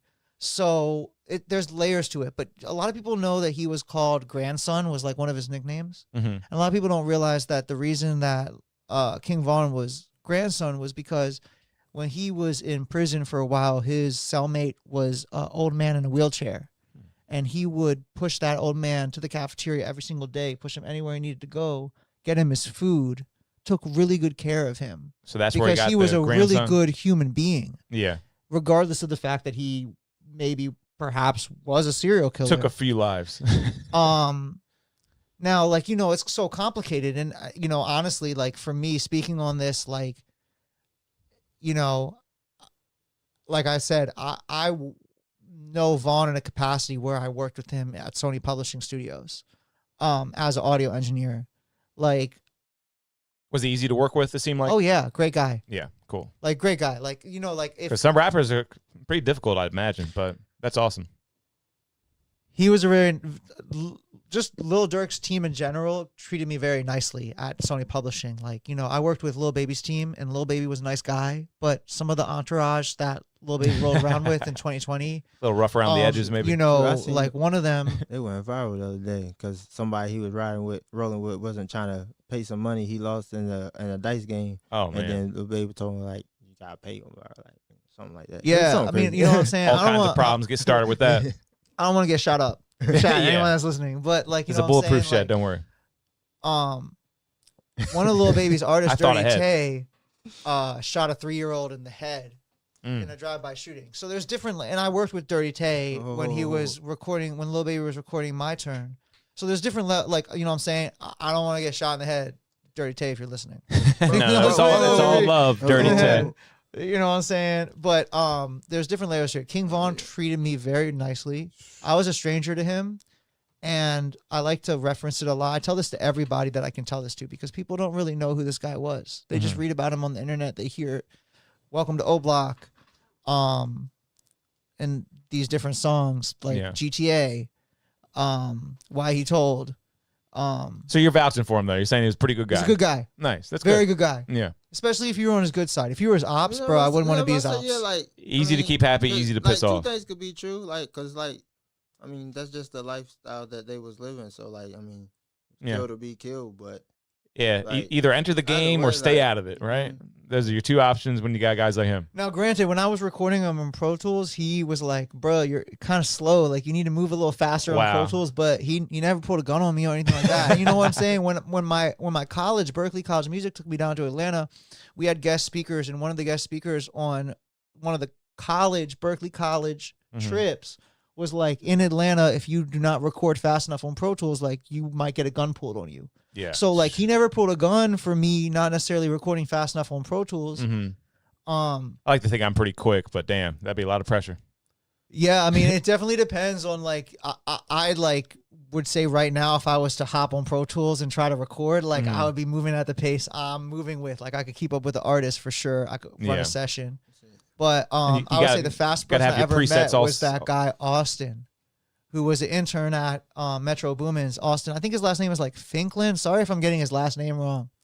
But he like worked on a Boogie with the Hoodies song and was like famously not credited for a really long time. Yeah. I can't remember which song it was. He got his credit eventually. Was so fast on Pro Tools. That's very important. That's very important. You got to be able to record, take that clip, put the clip where it needs to go, get ready for the next clip, organize everything. Templates are your best friend. You know what I'm saying? Shortcuts, keyboard shortcuts. I mean, these are the things that save time and money in the studio. And being in punch mode for people that don't know Pro Tools, and I'm not gonna front to anyone. Like, even though I'm Grammy nominated as assistant audio engineer, I have not gone on Pro Tools in a couple months because I've been doing other things. Working in other capacities. All good. But when you're in Pro Tools, when you're in punch in mode, if the song is playing and an artist is recording, but you're not recording, you can quickly press like Command Space or 3 on the numeric pad, and it starts recording, and it recorded everything they already had said. So that's really important to be like if they said something while you weren't recording, it will record. You can back it up and it captured them. Oh, that's tough. I don't even know that one. So that's really that's invaluable. But I'm always recording anyway. I always tell them, they're like, "Hey, don't record me this time." I'll be like, I literally record every single thing. Like, we'll just delete it if we need to, but just in case, I always record. Yeah, it's good because for doubles and stuff, because especially if you're like, we can like mixing with the masters is the best. Yeah, I like them a lot. And I think that like when you look at some of the mix with the masters, like people like Jason Joshua or Timbaland or who's that guy that has that plugin that's like that the CLA guy? Yeah. Chris Lord Algae. Yeah, Chris Lord Algae. He's the big dog. A lot of their Pro Tools sessions are like the vocals are like 60, 80 tracks. Oh my God, yeah. It's insane. And that's what I'm talking about when I'm talking about dimensions and layers to a vocal production, to have that kind of like depth to what's going on. Well, let's get back to a few reviews here because I know a lot of people are waiting, and we don't have too much show left. We're going to try to get to as many reviews as possible in this short amount of time. We got a guy from North Carolina, I believe. Yeah, North Carolina rapper, I believe, and he goes by Mo Kush. Let's give him a quick one here. And McFarlane says, "Spin my song. Hopefully we get to it soon, bro. You can always pay for the line skip if you're tired of waiting." This is Mo Kush from North Carolina. We win the cameras out. We win the baddies out. We win the scammers out. We win the ballers out. We win the money out. We win the money out. We win the money out. We win the money. Oh, actually, McFarlane, you're next up. Hopefully you're still tuned in. You're next up. We make a move to live for the city. We make a move to live for the city. I feel like this has Pop Smoke vibes. Yeah, this is like not it at all for me. I don't know. But maybe some Pop Smoke vibes. I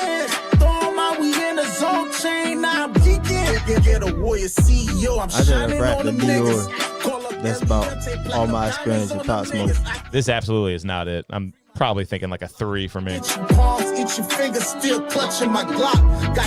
I do not want to get shot in the face, though. So you sound like a cool guy to me, but it's a 3 on the song. Not too personal. I feel like this goes back to the dimensions and layers. Like it's really just like a beat and a lead vocal. There's some delay going on in the mix. And even the lead vocal, just the mix isn't quite there. Yeah, let's just make that a quick one. I'm gonna go 3. I just didn't. That one was not for me. I didn't like the mix. What do y'all think? I'll say 3.5. 3.5. No. Yeah, 3.5. 3.5. Wow. So we're not liking that. If you liked it though, let us know in the chat. Oh, we only got PayPal. All good. All good. Yeah, you made it to the order, and you're actually next up, legit. And this is FSU McFarlane in the chat, and the email says KD2, and then it says Lego, like spelled LEH, and then go. And it does say unmixed. Okay. Let's take a listen anyway, though. Is that it? Okay, I'm playing something else. Where is this? Turn that off. And now we got a KD2, let go.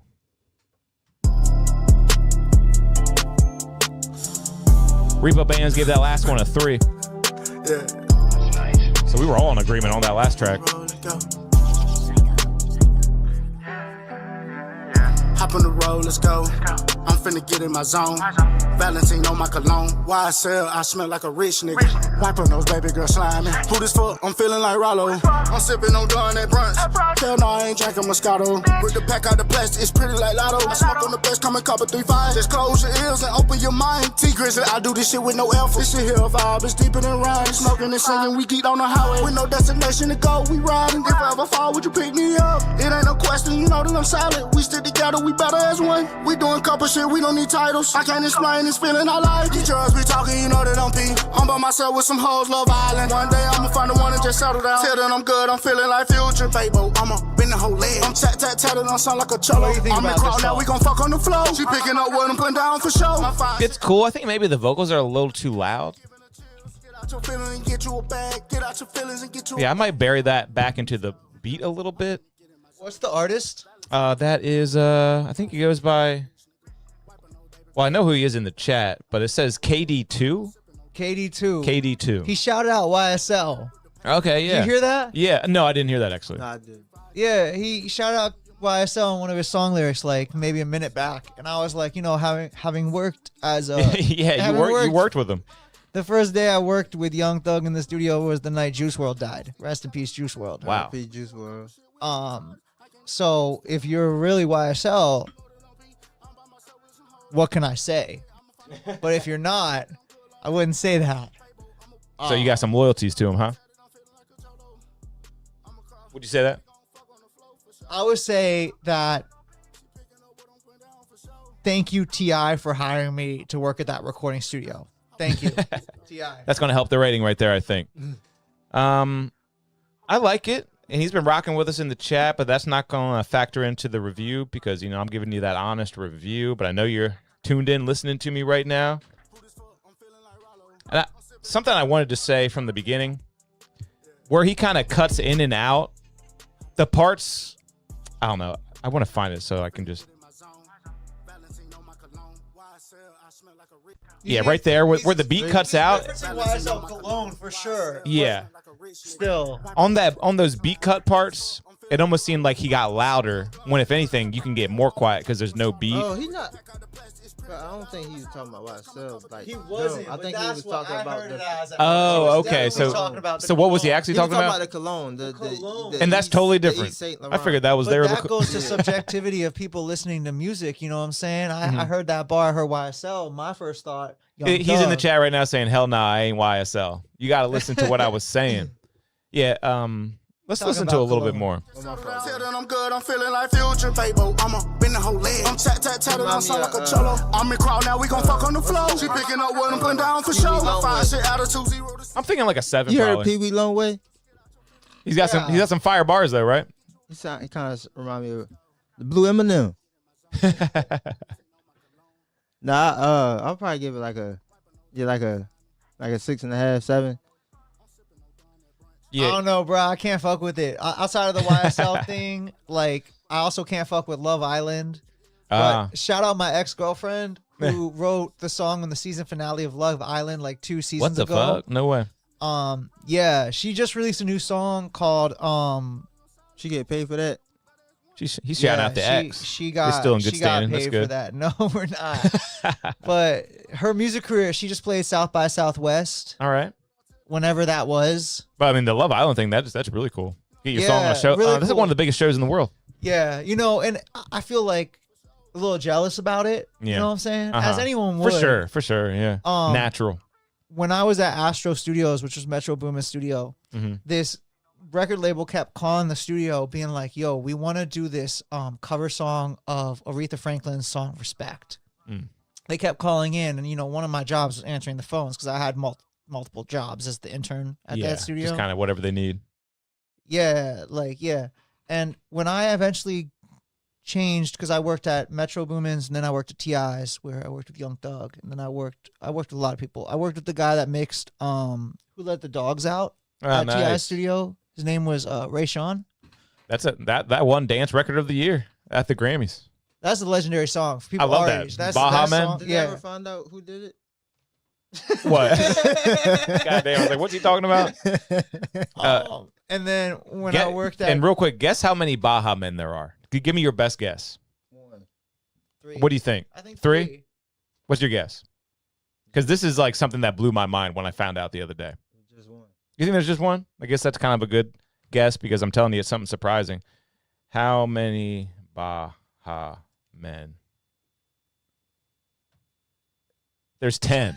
There's 10 Baha men. Really? Oh. Can you believe that? I learned that the other day and it blew my mind. I figured it was like I was 3, 4 tops. I was about to say 5, but then I thought it was gonna be like a Travis Porter type thing, where it's Travis Porter is 3 people and Baha Men is 1 person. It's a whole band. They got lead vocals and drums, lead vocals, bass guitar, band leader, guitar, keyboard, percussion, drums, and vocals / various. They all the Baha Men. Well, I mean, hey, I feel like that song "Who Let the Dogs Out" is one of those songs that's like in the top 100 songs. Jack Kelly just said, anyone keeping a number of Zach's name drops? Dude has met everyone. I can't keep up. Yeah, I can't keep up. Been around the block. I'm lucky because I got to experience that. And while I don't do that every single day, it's not like, you know, no. I was just in a little He just busting your balls a little bit. He just busting your balls. Slight flat. It's just a little slight flat. When I eventually worked at Sony Publishing, all I got is my best. All I got is my best singer in the 7th grade. Now he's at Sony, y'all. Like that phone number followed me. It kept calling the studio, being like, "Yo, we want to record Aretha Franklin cover song of Respect." Mm-hmm. Like that they were calling like 3 or 4 months later at Astro Studios. I guess they were just calling around studios, feeling it out, trying to figure out. Cool. And so come to find out, now this was around the time where I was working every single night with Lil Durk. We were recording The Voice, the album The Voice, and that's when we recorded Laugh Now, Cry Later. Wow. 1 or 2 of those nights when we were recording his album The Voice. And it ended up that Keke Palmer, the artist Keke Palmer from Disney, she was the one that was the person singing the cover song of Aretha Franklin's Respect. Did that ever come to be? It did, and it was featured on the season finale of The Bachelorette. Nice. But I turned down the session because I was working every single night with Lil Durk. Okay, I think you made the right choice. You got your Grammy now. You got your Grammy. At 9 a.m. No, I wish if I could have gone back in time, one of the things, if I could go back in time, I would have worked that session. Oh, no way. You would have done that? For anyone that's an up-and-coming audio engineer in the chat that is you know, outside of having an entertainment lawyer taking pictures of your session reports, if the studio calls you and say, "Yo, we're calling you first choice to come work this session as an audio engineer," you work that session. You don't say no to that session. He still regrets it, y'all. And Jack Kelly said, "All Shout love, out happy Keke to see Palmer. you thriving." Yeah, Keke Palmer. I feel like that's she was just not at the BET Jack Awards Kelly last night. I know from high school. If it is, that's a small world. It might be. It might be your boy Jack Kelly. We worldwide, so it could be him, or it could be another one. Yep. Yeah. You never know with a worldwide phenomenon hit show like this. You really don't. Okay, let's do a few more, and then we're going to get out of here because it's getting a little bit late. But it's been a great episode, boys. It's been a lot of fun talking with y'all. Thank you for having me. Yeah, hell yeah. Let me play a song. Yeah. Let's do a JCZ joint before we get out of here for sure. And I think Repo Bands is next, and he was in the chat. Let's play this one in the meantime. You going to send it to the email, bro? Yeah. Hell yeah. Repo, if you're still in the chat. Oh, and then Jack Kelly said Drewski shot his shot last night, LOL. I guess he's talking about the BET Awards. Are you his Jack Kelly? Let us know in the chat. Do you know this guy from high school? He's like not addressing the issue here.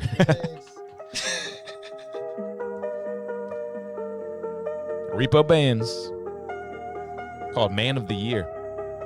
He's been in the chat. Hopefully he's still with us. Oh, he's in there, yeah.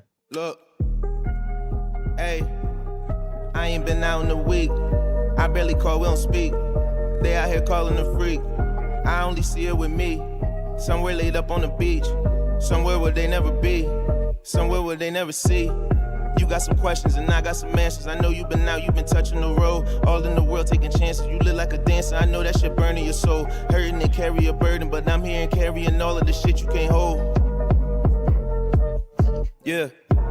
Stripping you down to disguises and everything, blocking the light that I think you should see. Hands in the air when you reach for the skies and then open your eyes with surprise it was me. I'm feeling grateful and open the bank account where you can only deposit your dreams. Cash in a ticket and wake up somewhere after having the motherfucking night of your dreams. Take a little flight to the Carolinas or the Florida somewhere where I know they don't be.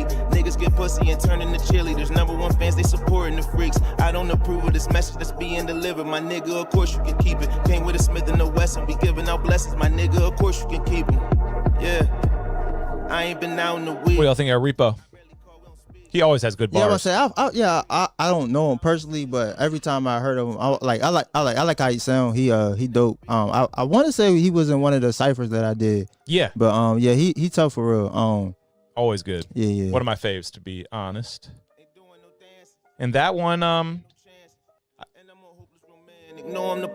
would say best song we've heard so far. wow, hell yeah, you loving him? Yeah, you should I look him feel up. like- Repo Bands, he's great.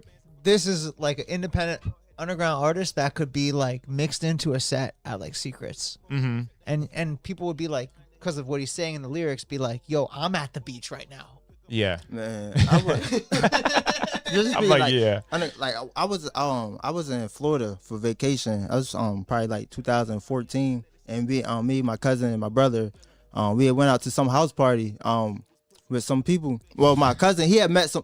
He was with his peoples in Virginia, and he had people in Virginia knew some people in Florida, and we ended up linking with them. We went out there. We went out to some house party, and they kept playing this song over and over and over. I guess it was somebody local, but Okay. like we knew all the words to the song by the time we left, and like it was, I don't know, it ended up in my playlist for at least that summer anyway. yeah, dude, that's awesome. That's what more people got to do is start spinning this local music. Actually, allowing these artists to kind of make some waves in their local community. It's hard to do. It is so hard to do. But yeah, Repo, if anyone could do it, maybe he can do it. I'll give this one a 7.5, real strong 7.5. But this is your song of the night, though, Zach? I would Something say, like that? yeah, what It's did up there? I rate the highest? Like 8.5? I'd Yeah. say it's like 8.7. Nice. That's Up a big there. bomb. That was a good song. I Are- feel like all these songs are good songs. Like, you know, like Yeah.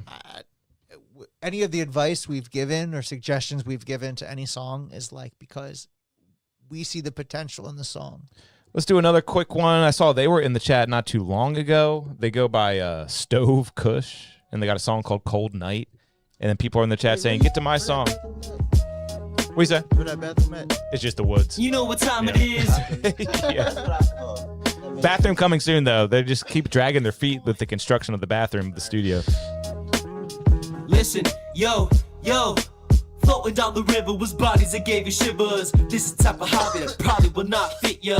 Obviously dropping the oppas like Jack the Ripper. These obsolete rappers, I forgot them back in the winters. Gotta get richer, the bigger pockets we differ. Sock them in, drop the right after I hit the liver. You just a dick muncher, take your bitch with ya. I have the disc. Your music is made for suckers. Stop with all the ruckus, you dug on my lyrics, don't ya? All the music fake, they're a paid mistake rapper. And it'd be a waste of a space, you a late rapper. Call me entertainer, the game, you a lame rapper. I be give and take to the way they can kill rappers. On real matter, I will splatter your career into a blender. Floating down the river was bodies again. It's a little goofy or something, right? Yeah, no, I feel like the bars he's saying, like he's like coming with jabs and punches and stuff like that. But I feel like from the standpoint, like there's stuff going on. There's dimension. There's background vocals in unison, stereo left, right. There's things going on like that. Yeah. But I feel like the beat is repetitive. Okay. Like, you know, Yeah, that melody is just kind of on repeat. Yeah. yeah, like Laugh Now, Cry Later is a repetitive song from the standpoint of the beat. Yeah. Shout out to the producers that produced that beat. But it's fascinating when you listen to it because it has a repetitiveness. And if you want to play that right after this song for a comparison, the beat is like a marching band. Yeah. Well, And what this do beat you right think now, he could I do feel like to is make it? electric piano. I feel like what he could do Yeah. is he could do what at Berkeley we would call sound alike. To remake this beat and then to add, anytime he gets bored of listening to it, to add something. Okay, gotcha. And that is something I heard from one of the music producers from the Wicked, the two movies of the Wicked, that they would like change the key anytime they got bored of like.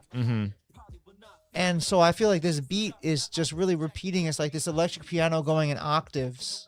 Yeah, I can And see that. he's spitting bars, and it's like I wish that like if he spit like a jab or a punch, that like the beat would stutter, or that the beat would have a flanger or something that could like emphasize So the lyrics. some additions to the beat might help him. You're saying? Yeah. How about his bars and his vocal performance? Did you like that?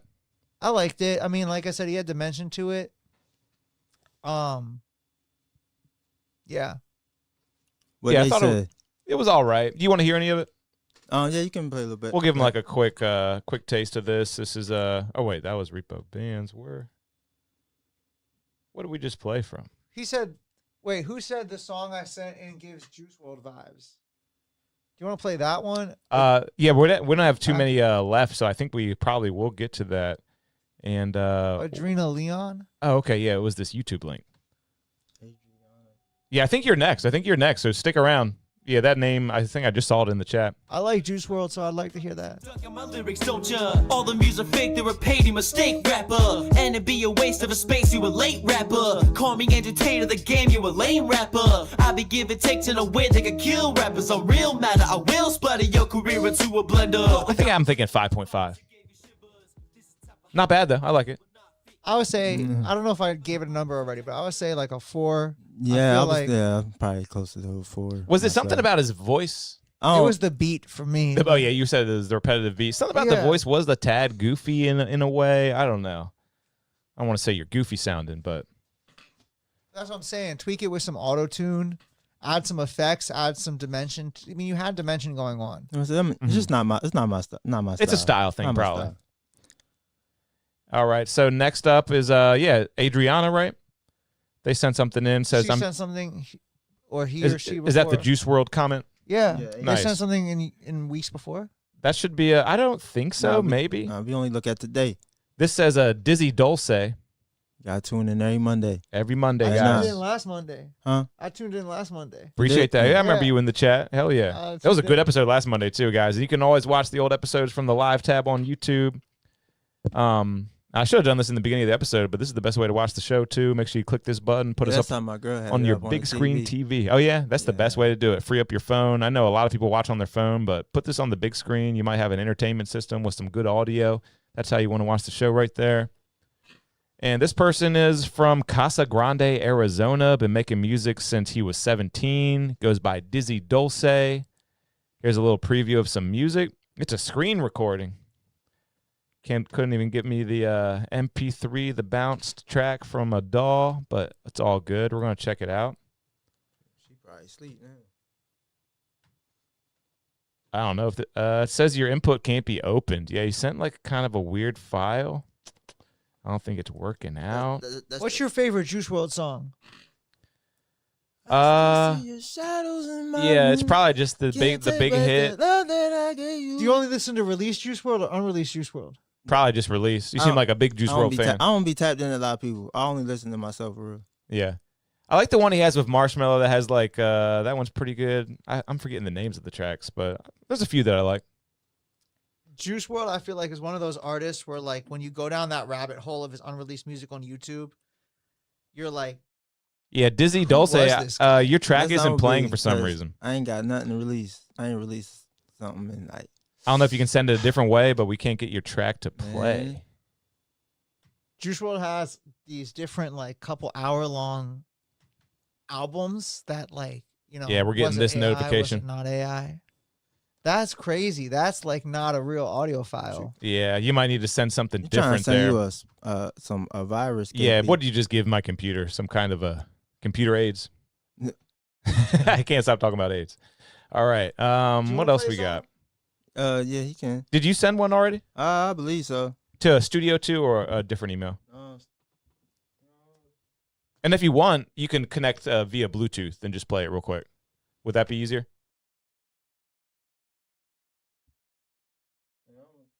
Make it different, but I'm pretty sure I sent it.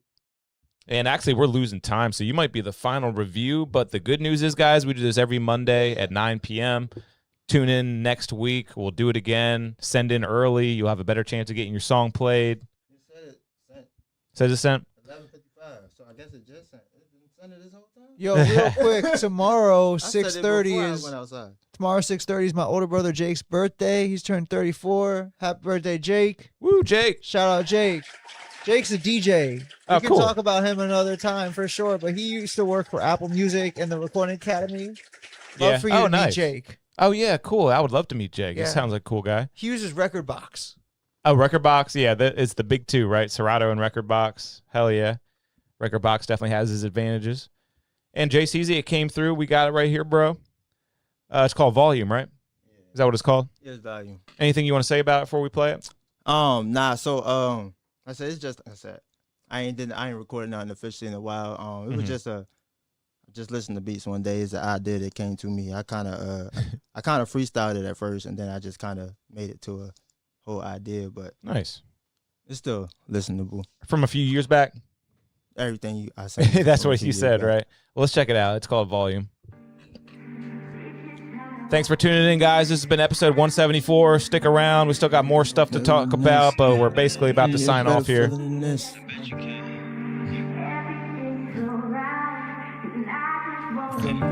don't get no realer than this. Where you tryna go? Baby, let me know. I'ma pick you up. We can hit the road. I'ma need a love when you hear the song. We can get up out of here and go and get a room. I'm like, boy, you just my type. You got what I like. Everything's so right. We should spend the night. Get high and chill. What body you feel? But turn it up like the volume for real. I'm trying to get you everything you entitled for real. Sexy body appeal. Girl, you got it for real. The type of looks that probably could kill. But I'm trying to catch a body for real. Murder we wrote. Thought I meant what it same. Ain't heard of me though. On my surgical flow. Girl, cut to the chase. What do you say? She want shot. I'm like a bucket away. She like, fuck it, let's stay. Them bad shots got her running away. Run away, love like Luda and Jay. I love your beautiful face. It's been a lucrative day. My bitch bad, looking like a bag of money, stacking hundreds, but she got these haters blue in the face. Call her my blue face, baby. Let's take a trip to Harlem to make the room shake, baby. Anytime that you beside me, know that you say, baby. Running up through my mind like you Hussein lately. I've been trying to get close to you, hoping you could expose to you that you don't never show the dude. You told that you love him, and then showed him proof. And they ain't got no excuse, but they ain't never show it too. I wrote a few, she wrote a two. She matched my high, like she chose to do. She ride or die, we eye for eye. I can't even lie, she my soldier boo. But tell her kiss me through the phone, I ain't soldier boy. Rather kiss you in the morning as I'm rolling over. You know, breakfast in bed. After breakfast is hit, I think she almost left me on red. Fuck your ass, left him for dead. It don't matter anyway. Girl, he never was there. He just party over here and party over there. It's a party in the hills, but you should party with the real. JCZ. And they don't get no realer than this. You can name a better feeling than this.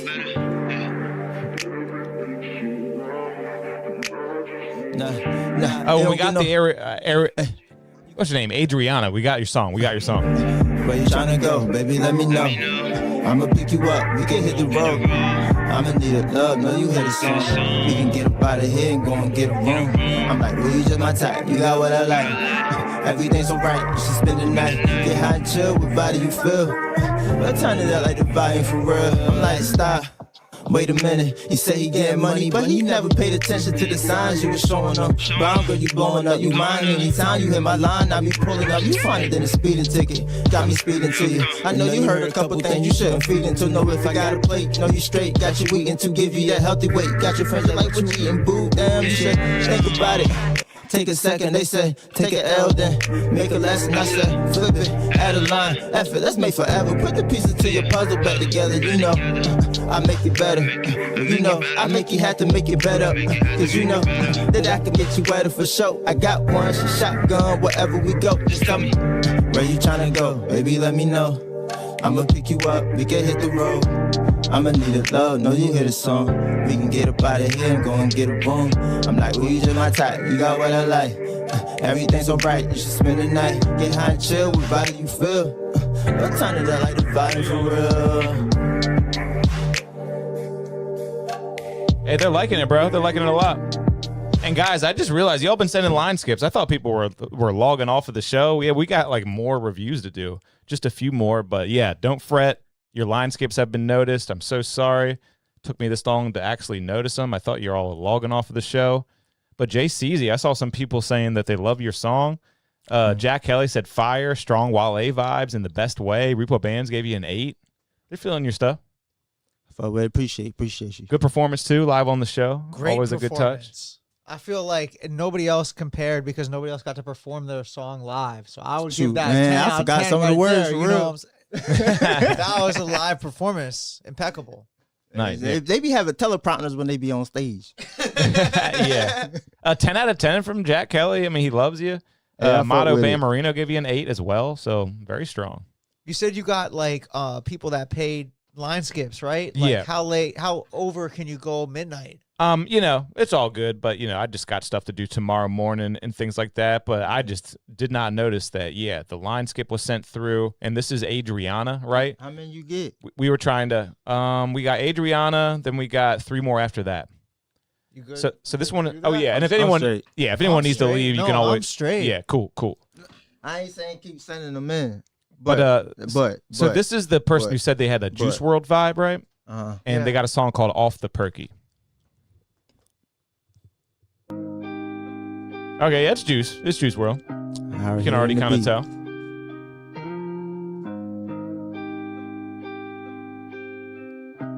Stick around, guys. We got some more reviews. Share the live.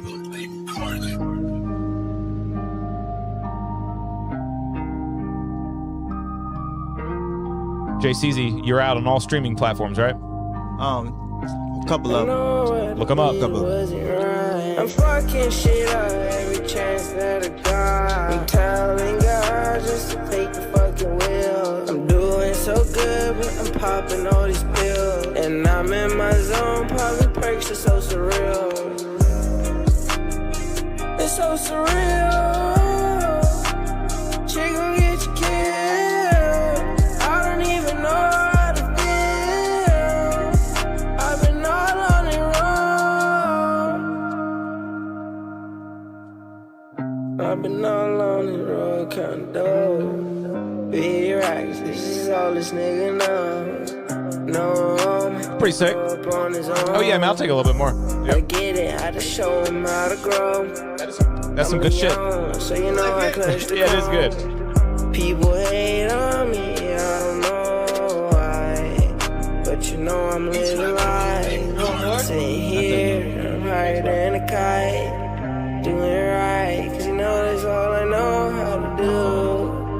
I'm a youngin' and I felt the demon you. That's a lie. Gotta turn away from the pain. Cause fuck it, I ain't gonna face you at the shame. I know I'm doing better nowadays. Like fuck, you swear I'm still the same, but I'm not. That's a lie. That's like a triple shot.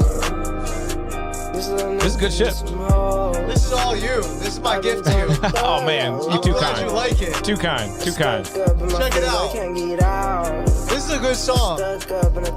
You liking the Juice WRLD vibes? I can vibe with this. Yeah. I like it. I don't know if I would say this is Juice WRLD vibes, but like it is Juice WRLD vibes. I more like maybe Leroy. This is emo rap vibes. Yeah, definitely. Is that Kid Leroy? Yeah. You know, Ian. What's his? No. Iman. You know what I'm talking about? Iman, right? Iman? Someone said it sounds like a 14-year-old. You know what I'm talking about? Ian Dior. Ian, is it Ian? I think it's Ian Dior. Is it? I don't know. I'm high and drunk. But it is Ian Dior. This has more Ian Dior vibes than Juice WRLD vibes. Yeah. It's pretty sick. Juice WRLD. Tell he listened to him for sure. But this Captain Morgan, how would you describe the taste of this? It's a sweet chili lime. Yeah, honestly, it's just like it's a lot sweeter than I thought it'd be, but like not in a bad way. It's not like sickly sweet or anything. I thought it was gonna have like some tahini in it. Like I thought it was gonna be spicier than that. But it tastes like there's salt in it, right? Yeah, I mean, because they probably will put a salt brim on there. Yeah, to me, I feel like it tastes like a margarita, even though a margarita is not a rum-based drink. It does actually. Yeah, and that's what. What do y'all think of the track though? Y'all feeling that? What kind of number would you give a song like that? I'll probably go like a 7. Yeah, 7. Yeah, I'd go 7. Motto Bam Marino gave it a 7, so he's feeling you in the chat. Yeah, even with like a mix that was a little bit thin, I like the effects that he put on it. That really matched the track a lot. And I said like something like I don't know, like I said, it's just, like sometimes like sometimes I feel like the sounds like sometimes it'd be like intentional. I feel like sometimes the sound might be intentional because like I mean I'm not saying that was 5.9 or from not, Jack. but for some like sometimes people just like they just might want their song to sound like distorted in a type of way or not. Yeah. They come out as overbearing. It could have been on purpose, yeah. I mean, but and Repo Bands gave it a 7.3. I'll go 7.5. I did like it. I thought it was just a nice song to listen to. I enjoyed that one at the end of the show there. Hopefully they're still tuned in because you sent that line skip. We got the track. First email, we couldn't really get a playable track, but that one definitely was sounding good, man. I like your Juice WRLD vibes. That was Dizzy. Dizzy Dulce. Yeah, they go by Dizzy Dulce. I might look up that artist later. That had the same vibes, kind of. It was like that Hollywood song that I played, like that same kind of like. I don't know if you want to call it the chord structure, Mm-hmm. because I don't know if it was the exact same chord progression, but it had that same type of like I would listen to that song. So this next artist sent a line skip. Thank you for the donation. Says, what's good, DJ KP and team? Appreciate the opportunity and honest feedback. They are a group. They go by Bloodline. They got a song called Energy from 3 blood brothers from El Paso, Texas, and also a place in Kentucky. And influences are Bone Thugs, Twista, Tech Nine, and Eminem.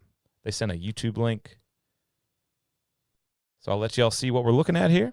you gotta be able to spit, name them names. Yeah, right. Influence. Bloodline got a song called No Mercy. No sketching me. Mama done told me don't speak so aggressively. I'm like I'm not, but these humans keep testing me. So I'ma test to see if any of them should be standing next to me. I'ma just sit back and watch from the throne, and I'm headed back home like LeBron when he left it. Respectfully. This is kind of weird, huh? It's like Tech Tech Nine. I was about to say definitely Okay, Tech is it? Nine influence. While you talking better come here, say it to my face, I never walk away, I'm right here. Squash the beef, but you're best to not conceal. Tell me how you feel, call me Dr. Phil. Yo, cannot be real, step of the bloodline, ain't nothing but a death wish. If But it's still definitely weird. This is weird. This is weird. But Tech Nine, like, If I said for the Tech Nine fans, they definitely might fuck with this, but don't listen to much Tech Nine. like you could not play this in secret. No. You would not get called back. Oh, anybody thinking they untouchable? Throw you off the cliff like a huckster. But Every single bullet that we spit at you is gonna be You could maybe like play like that. he can rap. Yeah. Enemy planning to injure me when I see you on the streets. I hope you be keeping that energy. Oh, anybody thinking they untouchable? Throw you off the cliff I like that. a huckster. I got no mercy part. I mean, if comparing to Tech Nine, I'd say this is 7. Enemy planning to injure me when I see you on the streets. I hope you be keeping that energy. Everybody's sick and deserves. Some of the most lyrical brothers come equipped with the verbs. You're messing with an ogre. I'm talking about the one that was vulgar, not the one that was wild. You got the old heads and the music in the night. Yeah. Don't let the women forget we come up with the masses. Do the math, we got the energy of 10 men. By the bottom in the grave, time to dig in. Another big win. I don't really hear Eminem per se, other than rapping fast. Yeah. I hear Tech Nine. Wake up in the morning. It won't be But that was a perfect example of like a difference in dimension of stereo width. Yeah, I'm a monster. My energy Like is right similar now, to the contract. vocal is Yeah, like they know me, wide, I'm the but best it's to right do in it. the I'll mono execute it, center. call me Blanca. And when the left right comes out, like it wasn't. That I feel like shows true call and response Yeah. from a music composition standpoint, not even a mixing standpoint. There's a lot going on. They definitely took their time with this and did some interesting things. Like, yeah, the composition, the layout of this song is pretty wild. Yeah. The beat's pretty wild too. Sometimes it's so simple though, like having that like left, right, and like 30 degrees. Yeah. Or 45 degrees or whatever. Like, I feel like there was a point in my audio engineering career where I tried to have things placed in space. And I like about this where there's like a wide center. Everything has its and then own there's spot. Like, Yeah. Far out left and right. Yeah. The background vocals. It does sound good. The panning does sound good in my headphones. Yeah. That was cool. I mean, I respect it. It's not really my style, but I definitely respect it. I like that. I had no mercy. Yeah, that sounded good. Mercy. Yeah. And the beat sounds good too, and they keep adding something to it, like you were talking about that one track should have done. I feel like elements kept getting Definitely heard added my to the uncle beat ride around to this. over time. You hear Uncle would like that? Unk music? Yeah, man. I respect it. I'm gonna give it a solid 6. Just not for me, the style wise, but I know a lot of people who would probably like it, and definitely let your voices be heard in the chat. You like that? You know what I'm saying? I'll probably go like a 6'3". 6'3"? Yeah. Yeah, I'm gonna go solid 6. How about you, Zach? I think I said it was a 7. If I was in my old school bag. Mm-hmm. I think I said it already a 7, but Oh, I 7. think Okay, that, cool. like, with that song specifically, like you're saying, it's an old head song. Like, you know, I feel like where could you mix that into? And I feel like that's really key to like people that are making songs right now, like thinking about like how could a DJ mix my song into what they're doing? Yeah. Yep. That's definitely gonna be helping you if you can answer that question easily. That's gonna be a help to your career. So this next line skip is a guy who was on the show last week, DJ Rampage, and he just recently entered a metal band. So I don't know if it is the metal band. Oh, but wait, I watched last week. Nice. Well, he sent in a So song this called is- Dead Air, so it might be some heavy metal. Might be that kind of That's thing. cool. Yeah. Yo, DJ Rampage. Shout out DJ Rampage. I like metal. Oh, yeah. All right. There we go.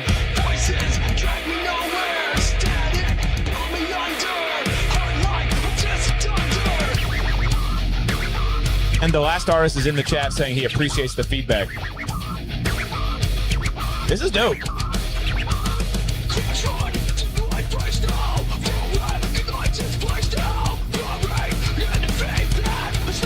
Sick. There's such a fullness and a chugginess to those guitars. They snap them. Yeah. It's hard to record this kind of music. It's and mix mixed it. very well Yeah, because the is. drums and the guitars aren't It's not conflicting. clashing. A lot of they're panning not there, clashing. too. Yeah, you would think it would be like overbearing, but it's It's smooth. It's smooth like butter. Yeah.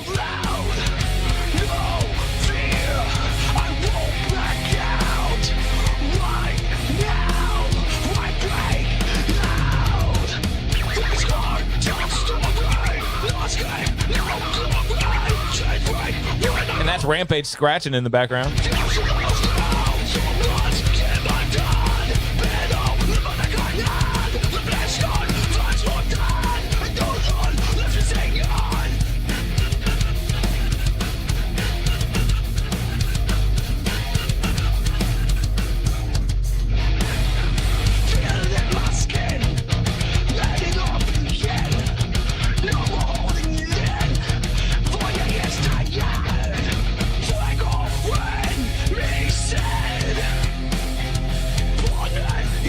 This is pretty dope. Metal music is definitely something that you have to experience live. Yeah, it can. I love a good metal show. I went to a few back in my day. A metal show with a DJ is sick. A little Linkin Park kind of vibe. Scratching and doing different like effects as a DJ, that's sick. Yeah. On a metal show. And the screaming and shit. This guy's kind of doing great. The vocalist. What do y'all think of the vocalist? Yeah, he sound nice for real. Who you said this was? This is yeah, the DJ Martyr, but it's Martyr for Hire is the name of the band. Martyr for Hire. Yeah. I saw they played I feel a like I song heard of last that. week. Yeah, they did. Last week they did. Oh, all right. Yep. They're awesome though. I'm liking this. What's it? Someone said you ain't even play flags. You weren't They tuned played in. Flags, you bro. were not tuned in, They bro, was- and you exposed yourself. That's how I know you don't fuck with them like that. Yeah. Hey, Flags, block them, yo. Play another Flag song. Wait, what? What do you think is Flag's best song? I don't All know. of them is you ask them. They'll let you know though. Let us know what's They'll his best say all song. of them. Go play it. Flag on in the sun, grey. Please don't push my blood. Down is the best song. Always cemented.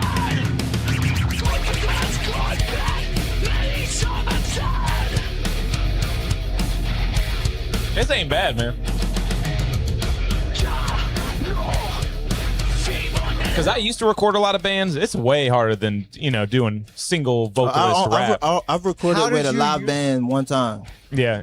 What was that like for you? Well, so originally when we did it, we was doing like a Tiny Desk performance type of thingy, but the studio ended up going through some financial things, and so I just ended up getting the track sent to me just over the live band. So I don't even have to. I got like some videos from the session that I like recorded or whatever, but like all I got is just like the sounds from it. So I don't got like the actual video from them. I just got what I recorded on my phone somewhere in my drive. It can be hard, right? It's way harder than just doing a single vocalist, and I respect that so much that this might have to be like in the mid-8s for me. I just feel like they did a fantastic job for the genre. What do y'all think? Am I crazy, or y'all liking it too? Recording a live band is difficult, like you're saying, and like you know what I'm saying. Even having that backing of funding to secure everything, is very difficult, and like and then even knowing like the ability to articulate like, okay, we're recording this genre like metal, we want it to sound like XYZ metal bands. We're recording this genre like jazz, we want it to sound like XYZ jazz combos. We're recording this band like pop star, we want it to sound like Zara Larsson, like Sabrina Carson, like Ariana Grande. Who were their live band musicians?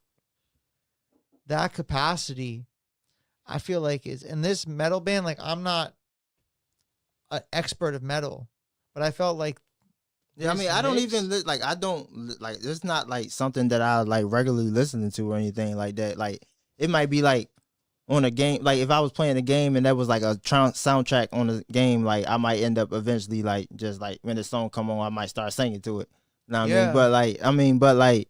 Well produced by DJ Rampage. It just sounds good. It's good. It's like I said, like some of those songs like it's just too much and I can't listen to it. But that was like it wasn't like I could listen to it. I could definitely lift weights to that. Yeah. That's where you want that in the gym. It had I'm gonna go 8.5. I'm gonna go 8.5, real strong. Oh, you went up again. Oh, y'all steady going up. I was 9. You went 9? Yeah, love it. I almost went 9. Yeah, so I almost went 9. I'm still stick with the 8. Like I said, it's not really my style. Like I said, I mean, I'm not too informed in that genre. I mean, I just. Hey, did you like it? That's all that matters. Yeah, that's what I said. I'm gonna go with an 8 though. It's all right. That's still a really good rating. Really good rating. That's up there for song of the week. You never know. I just like listen. And then we got one more line skip, guys. So, and then we're gonna log off here. But I appreciate everybody. It ain't Jack Kelly. That would have been great though. Jack, I know you make music. So this is our boy Motto Bammarino. He got a song called "O Cup" in my T-shirt, and this is Motto Bammarino. Guys, thank you so much. Oh, and Rampage says this is my favorite song in our band. Hell yeah. Oh, I mean, so that's their big single. I mean, I can see why. Yeah. I appreciate the fact that a DJ is producing and engineering a metal band, performing in it, scratching in it, in a capacity that, like, as a DJ, it's copacetic to the band. And I appreciate that. Yeah. And I feel like that's really cool. More bands should have DJs. Yeah. It's a nice little aesthetic. It's got a cool sound to it. I mean, that's how it was once upon a time. Like back in the day, it was the DJ. The DJ put the MCs on you. Limp Bizkit, Linkin Park, stuff like that. Well, real quick, let's check out this Motto Bammarino song. It's called "O Cup" in my T-shirt, and it's featuring Gigi Wapo. Motto Bammarino, appreciate you, bro.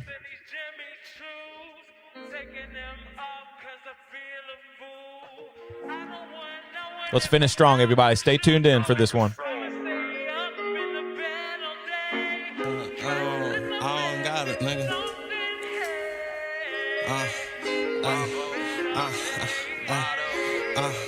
Greedy bitch. She shoot me that text. She tell me pull up, got an old cup in my T-shirt. I walk through the door, she all on my neck. I'm like, where the head? She say me first. She say she with what I'm with. She know I'm with this shit. Shorty hit the room, gave that feet work. Ain't no talking back if she giving me. This is a little different. Service, no need. You're not talking about the same old shit. Fucking up rugs till her knees hurt. Captain, no capping. Dick got her hook, she don't need verse. Back cracking, chiropractic. Half down straight drop out my attic. And if I OD, we gon' need hers. Ayy, she like the fat, my chill well. She ain't worried about me having. I face a blunt, then it's face a pussy. That's how you chase on the dragon.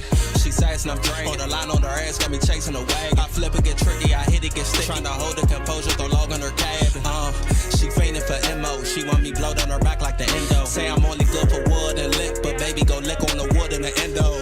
Shorty trying to run that got leverage. Gotta ride a Seems kind of a swaggy kind of guy. pulling her hair and I'm fucking it up while I lay it down like the edges. I'm in the guts all season long, no days off. Fuck that bad shit. 737 in a thunderstorm. She say might get her wet off that fly shit. She said fuck kicking it, no Cobra Kai no shit. Man you would need it, but shorty could rash it. Hiding the pillows, got shorty on side. She want me rub over tea, but not shorty, that's my shit. She shoot me that text, she tell me pull up, got an old cup in my t-shirt.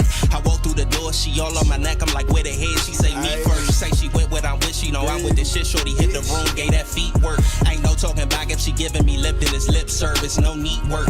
Back shots, fucking up rugs till her knees hurt. Captain, no capping. Dick got her hook, she don't need verse. Back cracking, chiropractic. Is that beat getting a little repetitive to you? A little bit. A little bit. It's kind of got that going on.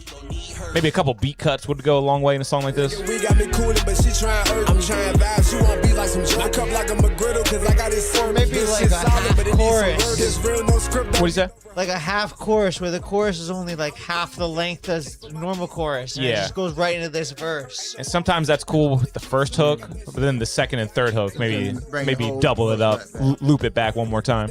Yeah. Been through so much shit, a nigga need plunging. I get the dragon shit like a dungeon. And she trying beef, so I'm guessing we done then. I run it down, trying to give me a bag. It's not the same person That's on the all I first verse. What is This is that? a different person. Yeah, that's this is on a the first feature, verse. I think. This is a feature. This is Gigi Wapo. Niggas be lame, I'm a boss, they be crazy. Hey, that dope in my sock when a nigga had the stage. Feel like I'm Rob, I'm in a car days. If you play with my paper, I might start spazzing. Like Rob medication. I forget where he's from, but this main artist is Which Motto. one was the main artist? The first one or the second one? First one. That was Motto Bammarino. Sounds like an outro. I'm gonna turn it down a little bit. I like it. I like his style. He seems like a pretty Yeah, unique guy. I like the second artist too. Oh, nice. Yeah. So you like Gigi Wapo as well? Yeah. He was the feature. It's a good song. Yeah. I like both. I can feel his energy. I like the first guy a little bit more. I like Motto a little bit more, but the other guy's good too. Yeah. I like Motto's energy. So, this is a wild outro too. I was sending a text at the beginning of the song, so I might have missed them a little bit. Yeah. But like I caught the end of it. But I don't know. I did like the second one for. But all. I mean, but I was still listening. But I felt like potentially last song of the night, that was a great song to end on. I think it is. Yeah. I think it is. Repo Bands gave it 8.1. He's liking it. And I'll give it a 7. It sounds like an outro. I'm going to give it a 7.4, which is solid. Yeah. I feel like there wasn't a bad song all night. Like, Oh, that's all great. These songs, That's great. That's a good episode then. Hell yeah. All these songs were quality. You know, everyone that sent it in, like, And that's kudos. coming from a guy with the Grammy, what do you call that, certification? He's on Yeah. And you know what I'm saying? Like, you know, it brings it back to like those basic, simple, Which song was points Grammy? I said, like, was you know what I'm Grammy saying? worthy that you heard tonight? Yeah. You hear any Grammy worthy songs tonight? Nah. But One day. But if you work in a capacity where your name is on a session report, take a picture of that session report. This is the third time he said it, guys. That's real advice. Have a entertainment lawyer. Hire that entertainment lawyer. Put him on retainer. That shit's important. You know what I'm saying? I feel like that's some good advice then. I mean, four things, but I localized on those two. Hey, they were listening to you loud and clear all You know what I'm episode. saying? It was great having a guy with your type of experience and background in the studio on the show. Definitely want to thank you one more time for coming through tonight, man. You know what I'm saying? I'm a part of a system that trains people that are better and worse than me. I know one of my college classmates was the audio engineer for Jacob Collier, if you're familiar with who that is. Which Jacob Collier is like a renowned British one-man band. Bro, I don't even remember this many people I went to school with. Yeah. My memory's so bad. So here's the thing, right? And just to end it on this, like I went to school with a select group of people that happened to like have had ripples in the music industry. And one of the people was Domi DeGaulle. Oh, he in the chat. You said Ben Marino? Oh, no, Ben Marino, he's from the last submission. But, yeah, he in the chat. He the man. In the chat. What's up, my brother? What's you saying? Yo, so check this out. When you end this chat tonight, Motto Ben Marino, go and Google Domi DeGaulle. DOMIDEGALLE.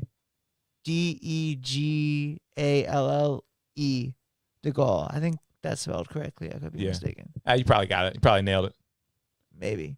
And she went to the college I went to on a full scholarship. She barely spoke English when she was here from France studying piano. And she's signed to Anderson .Paak right now. So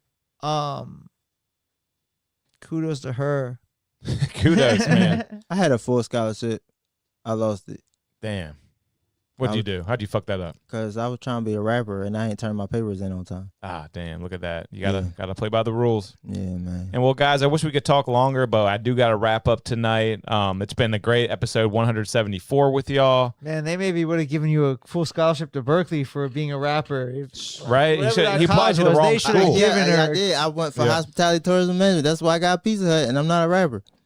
But shout out to everyone in the chat, too. Pizza Hut makes money. Repo Bands, DJ Rampage, Motto Ban Marino. He says same, too. He says same problem. Thanks for having me. Yeah, man. Anytime. Make sure you keep supporting the show, guys. Watch the shorts on YouTube. Like all your favorite videos. Share the favorite videos. And tune in every single Monday. Guys, you can wave at this camera right in the middle of the GoPro because we're out of here. We do this every Monday, and we'll see you next time. Y'all just stay classy and make sure you keep tuning in. We love y'all. Little Sophie, my brother Doug. That's how it's done, boys. Free Lil D. With DJ KP. Free Lil Durk. I don't know nothing about him. In the world, KP gonna inform us. It is time for the weekly warm-up. I hope you're not too bored, but I know what you came looking for. Yeah, free live music reviews, uncut, unedited, first come, first serve. Line skip to get ahead of it and wait your turn. The numbers down below, call me now for free reading. I just got a new solution. I can't believe it. We'll be back in a week. Show starts at the same time. Send your song a little earlier. You might get playtime. Say now your favorite Monday night show, baby. Studio 2 with DJ KP. Every Monday at 9, right here. Subscribe, like, comment, and share the live.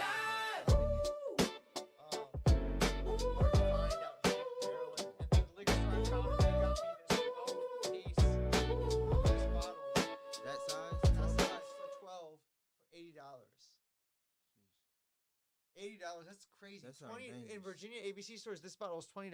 So wait. One bottle, you say? How many bottles? One bottle, 12 for 80. 12 for 80. One in Virginia ABC stores. This one bottle is $20. Yeah, that's a great deal. That's why the bar is the highest.